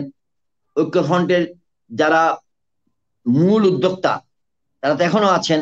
মান্না ভাই এখন থেকে 6 মাস আগে, সম্মানিত ভাই, আমার অত্যন্ত প্রিয় ভাজন রাজনৈতিক নেতা, রাজনৈতিক ভাই মাহমুদুর রহমান মান্না ভাই বলেছিলেন যে নির্বাচনের আগে প্রশাসনে সব জায়গায় একটা একটা একটা স্রোত শুরু হয়েছিল, চিন্তা যে বিএনপি পদে আসতেছে। তখন তারা একটা প্রশ্ন করেছিল, তোমরা যদি ক্ষমতায় আসো তোমাদের প্রধানমন্ত্রী কি হবে? এটার উত্তর দিতে পারে নাই। এটা আমি বলতেছি না, খবরদার, এটা মাহমুদুর রহমান মান্না বলেছেন নিউজ 24-এ তৌহিদুর রহমান তৌহিদ শান্তের ইন্টারভিউতে 5-6 মাস আগে, নিউজ 24-এ। জি। তো এখন আগামীতে কি হবে আমি তো জানি না। আগামীতে ডানপন্থী রাজনৈতিক দলগুলো যারা আছে তারা কোন দিকে যাবে?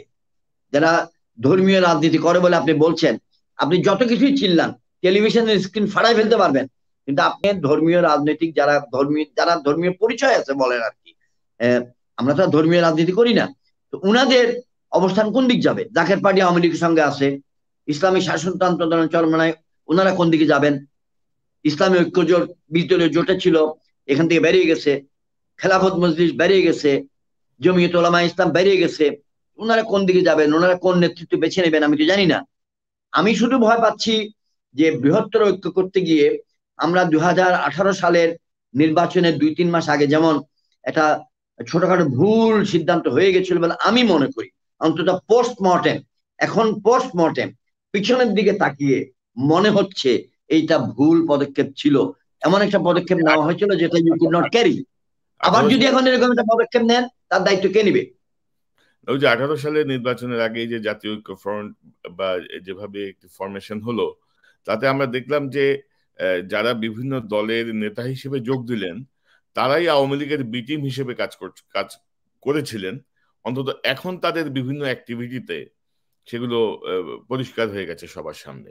যে এখানে ওটা নির্বাচনের পরের দিনই পরিষ্কার হয়ে গেছে, একদিন দুই দিন পরেই। জি, তো এখন আমাদেরকে দাওয়াত দেওয়া হয়েছিল ঐক্যফ্রন্টে যাওয়ার জন্য, আমাদেরকেও দাওয়াত দেওয়া হয়েছিল 21 অক্টোবর অথবা 22 অক্টোবর অথবা 23 অক্টোবর গুলশান বিএনপি চেয়ারপারসন কার্যালয়ে 20 দলীয় জোটের মিটিং ছিল। সেখানে আমাদেরকে দাওয়াত দেওয়া হয়েছিল আপনারা সবাই ঐক্যফ্রন্টে যান। আমরা অনেক ধৈর্যের মাধ্যমে, অনেক কৌশলের মাধ্যমে ওই দিন 20 দলীয় জোট থেকে রক্ষা করেছিলাম। যদি সেদিন আমরা ওইদিকে যাইতাম তাহলে কি হইতো, ঐক্যফ্রন্টে সবাই হারায় যেতাম, আজকে আমাদের কোনো অস্তিত্ব থাকতো না। আপনি দেখুন আজকে 1.5 বছর 20 দলীয় জোটের কোনো মিটিংও নাই। তাহলে জোটটি আছে কি নাই আমি তো জানি না ভাই। কেউ যদি বলে আছে আমি বলবো সত্য, আর কেউ যদি বলে নাই আমি বলবো সত্য। জেনারেল ইব্রাহিম যে ঐক্যফ্রন্ট এবং 18 সালের নির্বাচন বা সবকিছু মিলিয়ে আপনি সহ আমি চাই যে ঐক্যফ্রন্টের আরো 2-1জনকে নিয়ে একটি আলোচনা করতে। আমরা তাহলে ভুলগুলো যদি আলোচনায় আসে তাহলে হয়তো ভবিষ্যতের সিদ্ধান্ত গ্রহণে সহজ হবে। তো আমি আরেকটি প্রসঙ্গে যেতে চাই, যে আপনি জানেন যে আমার ছোট বোনকে বাংলাদেশের সরকার ডিজিটাল সিকিউরিটি অ্যাক্ট এবং মাদক অ্যাক্ট ধরে গ্রেপ্তার করে জেলে পুরে রেখেছে। তো অপরাধী হচ্ছে আমি সরকারের দৃষ্টিতে। সাফারার হচ্ছে আমার ছোট বোন, যার 3টি বাচ্চা আছে, এবং আমরা এ পর্যন্ত যতগুলো জামিনের আবেদন করেছি এ পর্যন্ত আমরা জামিন পাচ্ছি না। হাইকোর্টে অ্যাটর্নি জেনারেল অফিস 4 দফা সময় নিয়েছে, এবং বিস্ময়করভাবে মার্কিন যুক্তরাষ্ট্রের যে স্যাংশন হলো, স্যাংশনের পরদিন গোয়েন্দা পুলিশ তাকে আরো 10 দিনের রিমান্ডের জন্য আবেদন করলো, যেহেতু হাইকোর্টে পেন্ডিং রিমান্ড দেওয়া হয়নি। গত 2 দিন আগে র্যাব আবার নিয়ে গেল তাকে আরো রিমান্ডের জন্য। এখন আমি যতটুকু লয়ারদের সঙ্গে কথা বলে বুঝতে পারছি তাদের যে আবেদন, সবকিছুতে কিন্তু আমি পয়েন্টেড যে তার ভাই এই করে, তো তার সাথে কথা বলে আমাদের জানতে হবে তার ভাই আর কি কি করবে, এরকম একটা বিষয়। তো বিং এ জার্নালিস্ট, আমি গত মানে 24-25 বছর সাংবাদিকতা করি। আমার সোর্স কি আমার ওয়াইফ জানে? আমি কি আমার রিপোর্টিং এর কোনো বিষয় আমার বন্ধু জানে? কেউ তো জানে না। সো এই যে হ্যারাসমেন্ট, বাংলাদেশের এত বিবেকবান মানুষ, আমাদের আর্মিতে, আমাদের র্যাবে, পুলিশে, প্রশাসনে বিবেকবান এতগুলো মানুষ, এত এত জায়গাগুলো থাকার পরেও একটি স্পষ্ট একটি হ্যারাসমেন্ট তারা কেন বুঝতে পারছেন না? তাদের কি বোন নাই? তাদের কি ফ্যামিলি মেম্বার নাই? ভাইয়ের জন্য কি কখনো বোনকে আক্রান্ত করা যায়? যুদ্ধের ময়দানে যারা যুদ্ধ করেন তারা কি ফ্যামিলির দিকে আক্রমণ করবেন? তো এই যে জায়গাগুলো, আপনি কি মনে করেন একজন সাবেক সেনা কর্মকর্তা, একজন রাজনীতিবিদ, একজন মুক্তিযোদ্ধা হিসেবে আপনার মূল্যায়ন কি? এই যে জায়গাটা কেন এতটা নির্দয় হয়ে গেল একটি গৃহবধূর উপরে, যার 3টি বাচ্চা অসহায় অবস্থায় দিন কাটাচ্ছে? এটার উত্তর দেওয়া স্পষ্ট ভাষায় একটা অংশের উত্তর দেওয়া যাবে, পুরাটার দেওয়া যাবে না। এখন থেকে 4 বছর আগে বাংলাদেশ কল্যাণ পার্টির তৎকালীন মহাসচিব জনাব এম আমিনুর রহমান, তাকেও এরকমই গুম করে ফেলা হয়েছিল। তাকে গুম করে ফেলা হয়েছিল, অন্তত আমরা জানতামই না যে সে কোথায় আছে। আপনার বোন কোথায় আছে আপনারা অন্তত জানতেছেন, ফাইন। আমি আপনার প্রসঙ্গে এটা আপনাকে ডাইলিউট করছি না, হালকা করতেছি না। তো 4 মাস 4.5 মাস পর বাংলাদেশ কল্যাণ পার্টির মহাসচিব জনাব এম আমিনুর রহমান কে তারা গুলশান 2 নম্বর গোলচক্করের কাছে ফুটপাতে ছেড়ে দেয়।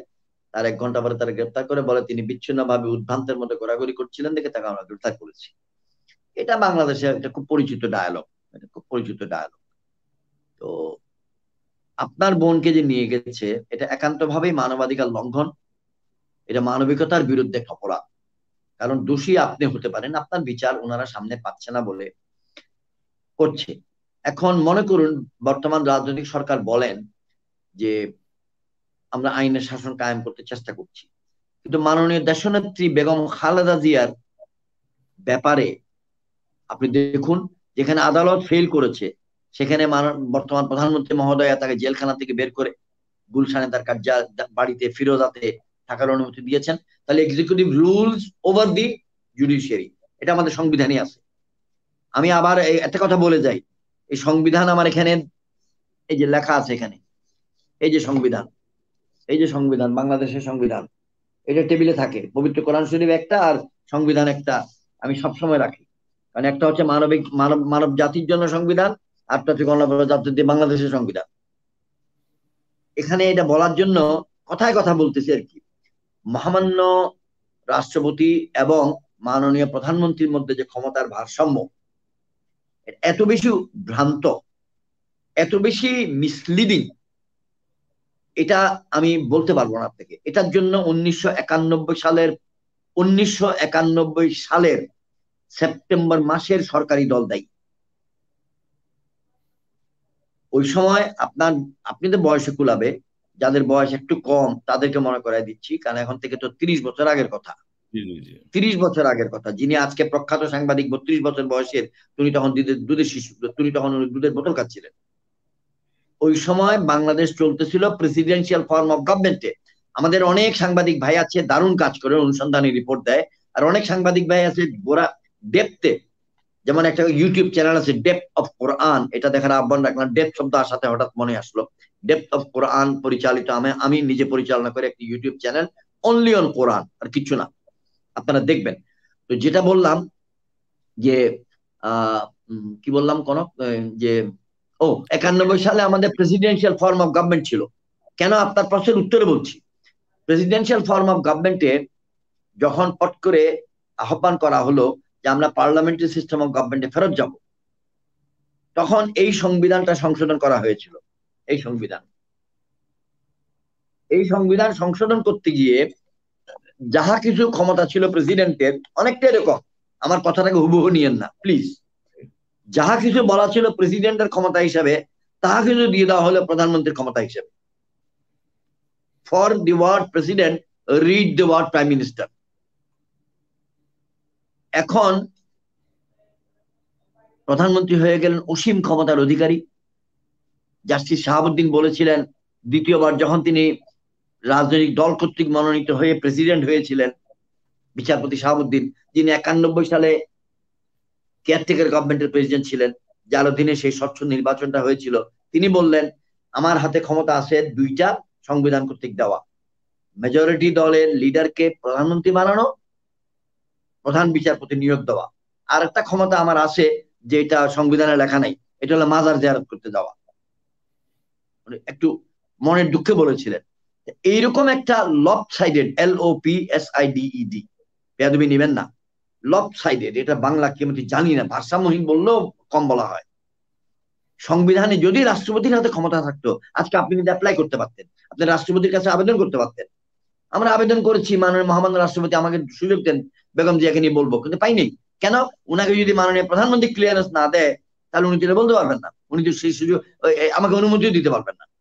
ওকে, এখন আপনার বোনের ব্যাপারে আমাদের বক্তব্য, বাংলাদেশের সচেতন সমাজ, বাংলাদেশের সচেতন নাগরিকগণ, বুদ্ধিজীবীগণ, অধ্যাপক মন্ডলী, মানবাধিকার কর্মীগণ সোচ্চার হওয়া প্রয়োজন এবং বাঞ্ছনীয়। এটা কনক সরারের বোন, এটা ছোট পরিচয়। বড় পরিচয় একজন গৃহিণী, একজন 3টি বাচ্চার মা, একজন নারী, যিনি কোনো রাজনৈতিক কর্মে, কোনো কি বলে এই হাবিজাবিতে বা রাষ্ট্রবিরোধী কাজে জড়িত না, টাকা আপনি নিয়ে গেছেন। এটা একান্তই একটা ইংরেজিতে বলে ভিন্ডিকটিভনেস, আপনাকে কাবু করার জন্য। আপনারা অনেকেই অনেক কিছু বলেন, বা আপনাদের চ্যানেলে অনেকেই বলে, যেটা দেশে থাকলে হয়তো আপনি বলতে পারতেন না, হয়তো। জি, বাংলাদেশের মিডিয়া। আমি আপনার সঙ্গে কণ্ঠ মিলিয়ে বলবো যে আপনার ছোট বোনের জন্য আমার আবেদন থাকবে মাননীয় বর্তমান সরকারের প্রতি, স্বরাষ্ট্র মন্ত্রণালয়ের প্রতি, আপনারা মেহরবানি করে মানবিক দৃষ্টিতে ভদ্রমহিলাকে ছেড়ে দিন, তার শিশু সন্তানদের দিকে তাকিয়ে মানবিকতার খাতিরে ছেড়ে দিন, তাকে জামিন দিন। তার কোনো অপরাধ হয়ে থাকলে আদালতে সেটা চলবে। আমাদের আদালতগুলি সম্বন্ধে কিছু বললে হয়তো আবার কন্টেম্পট অফ কোর্ট হয়ে যেতে পারে, কিন্তু বাস্তবতা দাঁড়াইলো যে গত 2009 সালের জানুয়ারি থেকে নিয়ে বাংলাদেশের প্রশাসনের বিভিন্ন ডাইমেনশনে একটি আওয়ামী লীগ জেনারেশন সৃষ্টি হয়েছে। অর্থাৎ আপনি আওয়ামী লীগ করেন কিনা, বা আপনার বাবা আওয়ামী লীগ করে কিনা, বা আপনার ফুফা আওয়ামী লীগ করে কিনা, বা আপনার চাচা বা খালু করে কিনা, আপনার বড় ভাই করে কিনা, আপনার যদি কোন রকমের গন্ধ পাওয়া যায় যেটা এর সঙ্গে নয়, বির সঙ্গে, এ আর বি এর সঙ্গে, তাহলে আপনি এ হইলে বেঁচে যাবেন, বি হইলে বাঁচবেন না। পাবলিক সার্ভিস কমিশন বলেন, বা এটা বলেন, বা ওটা বলেন, আমি অনেকগুলো নাম আর নিচ্ছি না ইচ্ছা করে। তো আপনি সেখানে ফেসে গেছেন, কিছু করার নাই। আলাল ভাইয়ের মোয়াজ্জেম হোসেন আলাল ভাই প্রিয় ভাজন নেতা আমাদের, উনি তো বিএনপির মধ্যে সবচেয়ে বেশি মামলা ওনার নামে, কেন? ওনার কণ্ঠটা স্তব্ধ করার জন্য। তো সেটা হয় নাই, কণ্ঠ স্তব্ধ করতে পারে নাই। মিশরের জনাব আবুল ফাতাহ সিসি এটা করছেন, রোমানিয়াতে চসেস্কু এটা করেছিলেন, ইরাকে সাদ্দাম হোসেন এটা করেছিলেন, সুদানে বশির সাহেব করেছিলেন, ইন্দোনেশিয়াতে জেনারেল সুহার্টো করেছিলেন, ফিলিপাইনে ফার্ডিনান্ড মার্কস করেছিলেন, বর্তমান ফিলিপাইনে শুনেছি ডুয়ার্টো বোধহয় ওনার নাম, প্রেসিডেন্ট ডুয়ার্টো বোধহয় উনি করেছেন। তো এটা কম্বোচিয়াতে 73-74 সালে ওদের নাম জানি কি ছিল, কম্বোডিয়াতে ওরা যে নামটা ভুলে গেছি, ওই যে সরকারের নাম, যাদের সবার ফাঁসি হয়েছে, প্রায় 10-12 জনের ফাঁসি হয়েছে আর কি। তো এরকম মানবাধিকার লঙ্ঘন করে, মানুষকে জিম্মি করে, মানুষকে বন্দি করে, তাদের আত্মীয় স্বজনের উপরে চাপ প্রয়োগের যে রীতির বা রেওয়াজ, এটা কাম্য না। এটা আমি আবেদন করব বর্তমান সরকার যেন এই পন্থাটা পরিহার করে। তারা যদি মনে করে আপনার বিরুদ্ধে তারা ওয়ারেন্ট দেখ, আপনার বিরুদ্ধে অপরাধ আনুক, তারা আপনার বিরুদ্ধে আন্তর্জাতিক পুলিশের মাধ্যমে ওয়ারেন্ট ইস্যু করুক, আপনাকে ধরুক, কিন্তু আপনার জন্য আপনার পরিবার, আপনার বোন কষ্ট পাবে, এটা তো আসলে এটা মানা যায় না আর কি। আমি তো এর বেশি কিছু বলতে পারছি না কোনো, আর আমার হাতে কোনো ক্ষমতা নাই। না, জেনারেল ইব্রাহিম, আপনাকে ধন্যবাদ আপনার এই সহানুভূতির জন্য এবং এই আবেদনের জন্য। এবং বিষয়টি অত্যন্ত দুঃখজনক যে ধরেন বাংলাদেশে আসলে দেখেন যে বাংলাদেশের গণমাধ্যমগুলো যখন স্তব্ধ, বাংলাদেশের গণমাধ্যমগুলো যখন সত্য আলোচনা করতে পারছে না, কথা বলতে পারছে না, তখনই কিন্তু সামাজিক যোগাযোগ মাধ্যম বিকল্প গণমাধ্যম হয়ে উঠেছে। বাংলাদেশের মানুষ কিন্তু এখন অধিকাংশ ক্ষেত্রেই সামাজিক যোগাযোগ মাধ্যমের উপর নির্ভরশীল, সঠিক তথ্যের জন্য, সঠিক বিশ্লেষণের জন্য। তো সেই জায়গাটায় এগুলো দুঃখজনক। আমি মনে করি যে এই কাজগুলো আসলে সরকারকেই আরো ড্যামেজ করবে, সরকারকেই আমি ক্ষতিগ্রস্ত। একটা কথা ভুলে গেছি আপনার কথায়, আমি একটা কথা এখন থেকে 12-14 মিনিট আগে বলতে ভুলে গেছি। এখন থেকে 12-14-15 মিনিট আগে যে প্রসঙ্গটা ছিল, জাতীয় সরকার বা নির্বাচন, আগামী দিনে নির্বাচন নিয়ে, ওই সময় কথাটা বলা উচিত ছিল। আপনি যদি খেয়াল করে থাকেন, আপনি বাংলাদেশ ছেড়ে বিদেশে গিয়েছেন কয়দিন হলো ভাইয়া? আমি এই তো 15 শেষে চলে আসছি আর কি। আমি আচ্ছা, 15 তো শেষে। ধরেন আমাদের কাফি কাফি কামাল চলে গেছে, আপনি চলে গেছেন, আরো অনেকেই চলে গেছে। অনেক সাংবাদিক তো বাইরে। অনেক সাংবাদিক। তো যেটা আপনার সামনে তুলে ধরতে চাচ্ছি যে, বাংলাদেশে একটা স্লোগান ছিল, মাই টিভি বলে একটা বিখ্যাত টিভি আছে, সেই টিভিতে একদিন টক শোতে আমি নিজেও বলেছি, 5 বা 6 বা 7 বছর আগে। মাই টিভির অফিস তখন ছিল বাংলা মোটরের কাছে। এখন তো মাই টিভির খুব সুন্দর অফিস আছে হাতের ঝিলে। তো সেটা ছিল এই স্লোগানটা পাবলিক দিত, স্লোগানটা ছেলে মেয়েরা দিত, বঙ্গ না কঙ্গ, বঙ্গ বঙ্গ। মানে ছিল এই, হে বাংলাদেশ সামরিক বাহিনী, আপনারা কঙ্গোতে গিয়ে নির্বাচন করায় দিচ্ছেন জাতিসংঘের অধীনে, কঙ্গোবাসীর বিপদকে আপনারা তাদের পাশে দাঁড়াচ্ছেন, অথচ বঙ্গবাসীর পাশে আপনারা দাঁড়াচ্ছেন না। এখন 2018 সালের নির্বাচনে 4-5 দিন আগে, 10 দিন বা কয়েকটা দিন মাত্র আগে, ডয়সে ভ্যালির জনাব খালিদ মহিউদ্দিন একটা ইন্টারভিউ নিয়েছিলেন, একজন সম্মানিত সাবেক সেনা কর্মকর্তার, অনেক জ্যেষ্ঠ। তো সেটা তো দেশবাসী শুনেছে। কিছু ব্যক্তি খালেদ মহিউদ্দিনের সমালোচনা করেছে যে আপনি যথেষ্ট কঠোরভাবে তাকে ধরেন নাই, আর কিছু ব্যক্তি মেহমানের সমালোচনা করেছে যে উনি পিছলাই গেছেন সবকিছুতে। কিন্তু আমি একজন সাবেক সেনাবাহিনীর কর্মকর্তা হিসেবে বলবো, সেনাবাহিনীর নির্বাচনী ভূমিকা প্রসঙ্গে বই অত্যন্ত পরিষ্কার। বাংলাদেশ সেনাবাহিনীকে পঙ্গু করে রাখা হয়েছিল, প্যারালাইজ করে রাখা হয়েছিল, যে সেনাবাহিনী যেন কোনো মতেই কোনো সুষ্ঠু নির্বাচন করার ব্যাপারে কোনো ভূমিকা রাখতে না পারে। পুরো দায়িত্ব দিয়ে দেওয়া হয়েছিল 90 ভাগ পুলিশের হাতে, 10 ভাগ বিজিবির হাতে। এখন দেশটা কোথায় গেছে? ওই যে বললাম বঙ্গ না কঙ্গ, এটা যদি এখন থেকে 12 মাস পর, এখন থেকে 14 মাস পর, এখন থেকে 18 মাস পর দাবিটা আবার ওঠে, আমি জানি না এটার প্রতি উত্তর কি হবে। তবে আমি মনে করি আমি জানি দেশের বৃহত্তর স্বার্থে আমাদের প্রত্যেকটি বাহিনীর সজাগ এবং সচেতন হওয়া উচিত। দেশের প্রশাসনে যারা আছেন, দেশের বুদ্ধিজীবী যারা আছেন, শিক্ষক সমাজ যারা আছেন, তাদের প্রত্যেককেই আসলে সচেতন হতে হবে। একটা যুক্তি, গল্পের জন্য যুক্তিটা শুনে দেই। মাননীয় দেশনেত্রী বেগম খালেদা জিয়া, ওনার সঙ্গে আমি অনেকগুলো বাংলাদেশ কল্যাণ পার্টির চেয়ারম্যান হিসেবে, 20 দলীয় জোটের একজন খাদেম হিসাবে আমি অনেকগুলো বড় বড় জনসভায়, বিভাগীয় জনসভায় গিয়েছি, রংপুর, রাজশাহী, এরকম। আমি যেহেতু একজন ছোট ব্যক্তি, আমার দল ছোট, আমার মর্যাদা ছোট, সেই জন্য আমরা যখন বক্তব্য দিতাম তখন মাননীয় দেশনেত্রী মঞ্চে থাকতেন না, উনি আসতেন আর অনেক পরে। উনি এসে হয়তো আমাদের 4 দলীয় জোটের যারা প্রখ্যাত বড় জ্যেষ্ঠ নেতা, মুরব্বী, গুরুজন, ওনাদের বক্তব্যটা শুনতেন আর স্থায়ী কমিটির সদস্যদের বক্তব্যটা শুনতেন। আমরা অনেক ছোট, আমাদের বক্তব্য ওনার সামনে রাখার সুযোগ খুব কমই হতো। তো একদিন ঘটনাক্রমে হয় রাজশাহীতে অথবা রংপুরে আমি মাননীয় দেশনেত্রী আসার পর বক্তব্য রাখার সুযোগটা পেয়েছি।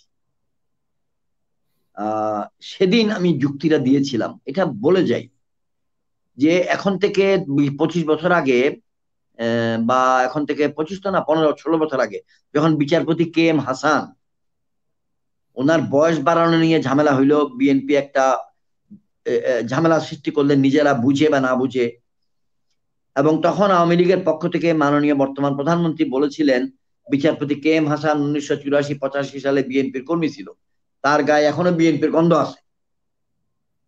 এখন বিচারপতি কে এম হাসান 84-85-86 সালে যদি বিএনপি করে থাকেন, পরে তিনি পদত্যাগ করেছেন, পরে তিনি অ্যাটর্নি জেনারেল হয়েছেন, পরে তিনি হাইকোর্ট বিভাগের বিচারপতি হয়েছেন, পরে আপিল বিভাগের বিচারপতি হয়েছেন, পরে তিনি প্রধান বিচারপতি হয়েছেন। উনি লাখ সাবান দিয়ে কতবার গোসল করেছেন আল্লাহ ছাড়া কেউ জানে না। উনি ওনার কাপড় চোপড় কতবার লন্ড্রিতে দিয়েছেন আল্লাহ ছাড়া কেউ জানে না।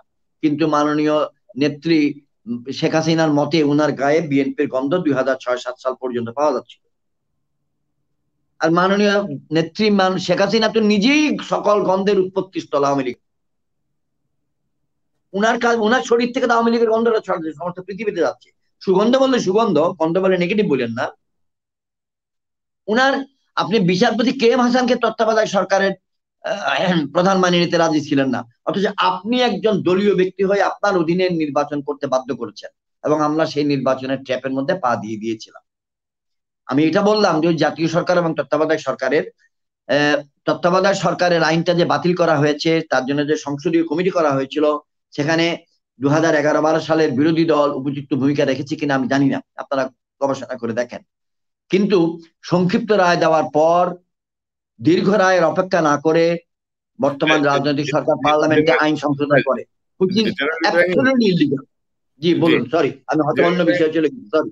তত্ত্বাবধায়ক সরকারের ওই প্রসঙ্গটা নিয়ে নিশ্চয় এখন আবার সময় আসছে আলোচনার, এবং ওই সময় তো ধরেন আওয়ামী লীগেরই স্ট্যান্ডিং কমিটি, আওয়ামী লীগের পক্ষের যে কমিটি সুরঞ্জিত সেনগুপ্তর নেতৃত্বে, তারাও তো তত্ত্বাবধায়কের পক্ষে সুপারিশ করেছিল। সো আওয়ামী লীগও তত্ত্বাবধায়কের পক্ষে ছিল, কিন্তু শেষ মুহূর্তে ওই যে কথিত এই যে রায়ের যে অবজারভেশন, সেখান থেকে সবকিছু এলোমেলো হয়ে গেল। তো আমরা এই বিষয়গুলো নিয়ে নিশ্চয়ই নিকট ভবিষ্যতে আবারও আলোচনা করব। জেনারেল ইব্রাহিম, আপনি সময় দিয়েছেন, আপনাকে অসংখ্য ধন্যবাদ। অনেক মূল্যবান আলোচনা করেছেন। নিশ্চয়ই সাধারণ দর্শক এবং আমাদের রাজনৈতিক পর্যায়ে এবং প্রশাসনিক পর্যায়ে যারা আছেন, তারা অনেক কিছু জানতে পারবেন, বুঝতে পারবেন আপনার এই আলোচনা থেকে। আপনার শেষ মন্তব্য। সবার কাছে দোয়া চাই। আজকে যে রবিবার দিনটা একটু খারাপ গিয়েছে, শরীরটা কাশি এবং গায়ে গায়ে জ্বর ছিল, সর্দির জ্বর হবে, কারণ গতকাল শনিবারে নারায়ণগঞ্জে গিয়েছে, 3-4 কিলোমিটার হেঁটেছি, 1-1.5 ঘন্টা রিক্সার উপরে দাঁড়াইছিলাম, রিক্সাটা চলছে মিছিলের সঙ্গে, সবকিছু মিলাইয়া হঠাৎ করে শরীরে পরিশ্রমটা হওয়াতে আর 3 কিলোমিটার হাঁটার পরে আবার ঠান্ডা পানি খেয়ে ফেলছিলাম ভুলে, এটা আমি কখনো করি না, ফলে একটু কাশি আর জ্বর জ্বর ভাব ছিল। আল্লাহ চায় এটা সুস্থ হয়ে যাবে। দেশবাসীর জন্য দোয়া করেন। বাংলাদেশ কল্যাণ পার্টির পক্ষ থেকে আমি দেশবাসীর প্রতি সম্মান এবং শুভেচ্ছা জানাচ্ছি। আমরা অত্যন্ত ক্রান্তিকাল পালন করছি। আমার আবেদন, হুজুগে কোনো সিদ্ধান্ত নেবেন না, হুজুগে কোনো মন্তব্য করবেন না, লিবারেল ভাবে চলবেন, জবান সংযত রাখতে হবে, আমাদের ধৈর্য ধরতে হবে, বুদ্ধিটাকে 3 মাস 3 বছরের দূরে ফেলে দিয়ে বিবেচনা করতে হবে কি হতে পারে। আরেকদিন আপনার সঙ্গে আশা করি দেখা হবে কনক সরওয়ার, আমরা একটু আভ্যন্তরীণ বিষয় বা আন্তর্জাতিক বিষয় নিয়ে কথা বলবো। অনেক অনেক ধন্যবাদ। আপনার সঙ্গে বোধ হয় প্রায় 1 বছর 4 মাস পর আপনার এখানে আসলাম, অক্টোবর 2020-তে আপনার এখানে এসেছিলাম। জি জি, দীর্ঘ সময় পরে আপনাকে তো পাওয়াই মুশকিল। আশা করি আপনি আবার আল্লাহর রহমত করে দোয়া রাখবেন, আমার প্রতি সদয় হবেন এবং আমাকে সময় দিবেন, আমরা আপনার আলোচনা শুনতে চাই। তো অসংখ্য ধন্যবাদ সকলকে। আল্লাহ হাফেজ, আসসালামু আলাইকুম। মহান আল্লাহ বাংলাদেশকে হেফাজত করুন, বাংলাদেশকে সুরক্ষিত রাখুন। আসসালামু আলাইকুম। দর্শক, এতক্ষণ যারা আপনার এই আলোচনা শুনলেন, আপনাদের সবাইকে ধন্যবাদ জানাচ্ছি। নিশ্চয়ই এই আলোচনার মর্মার্থ আপনারা উপলব্ধি করতে সক্ষম হবেন। নিশ্চয়ই বাংলাদেশ সকল সংকট কাটিয়ে, সকল বিপদ কাটিয়ে বাংলাদেশ সত্যিকারের গণতন্ত্রের পথে হাঁটবে, বাংলাদেশে মানবাধিকার প্রতিষ্ঠিত হবে, বাংলাদেশে মত প্রকাশের স্বাধীনতা নিশ্চিত হবে, সুশাসন কার্যকর হবে। দর্শক, আপনাদের সবাইকে আবারও ধন্যবাদ জানাচ্ছি। এই চ্যানেলটি সাবস্ক্রাইব করে পাশে থাকুন। আমাদের মতামত দিন, আপনাদের মতামত দিন। আপনাদের মতামত, আপনাদের সাবস্ক্রিপশন এই চ্যানেলটি এগিয়ে যাওয়ার পথে অত্যন্ত গুরুত্বপূর্ণ। দর্শক, ভালো থাকুন, আবারও দেখা হবে ইনশাল্লাহ। আসসালামু আলাইকুম।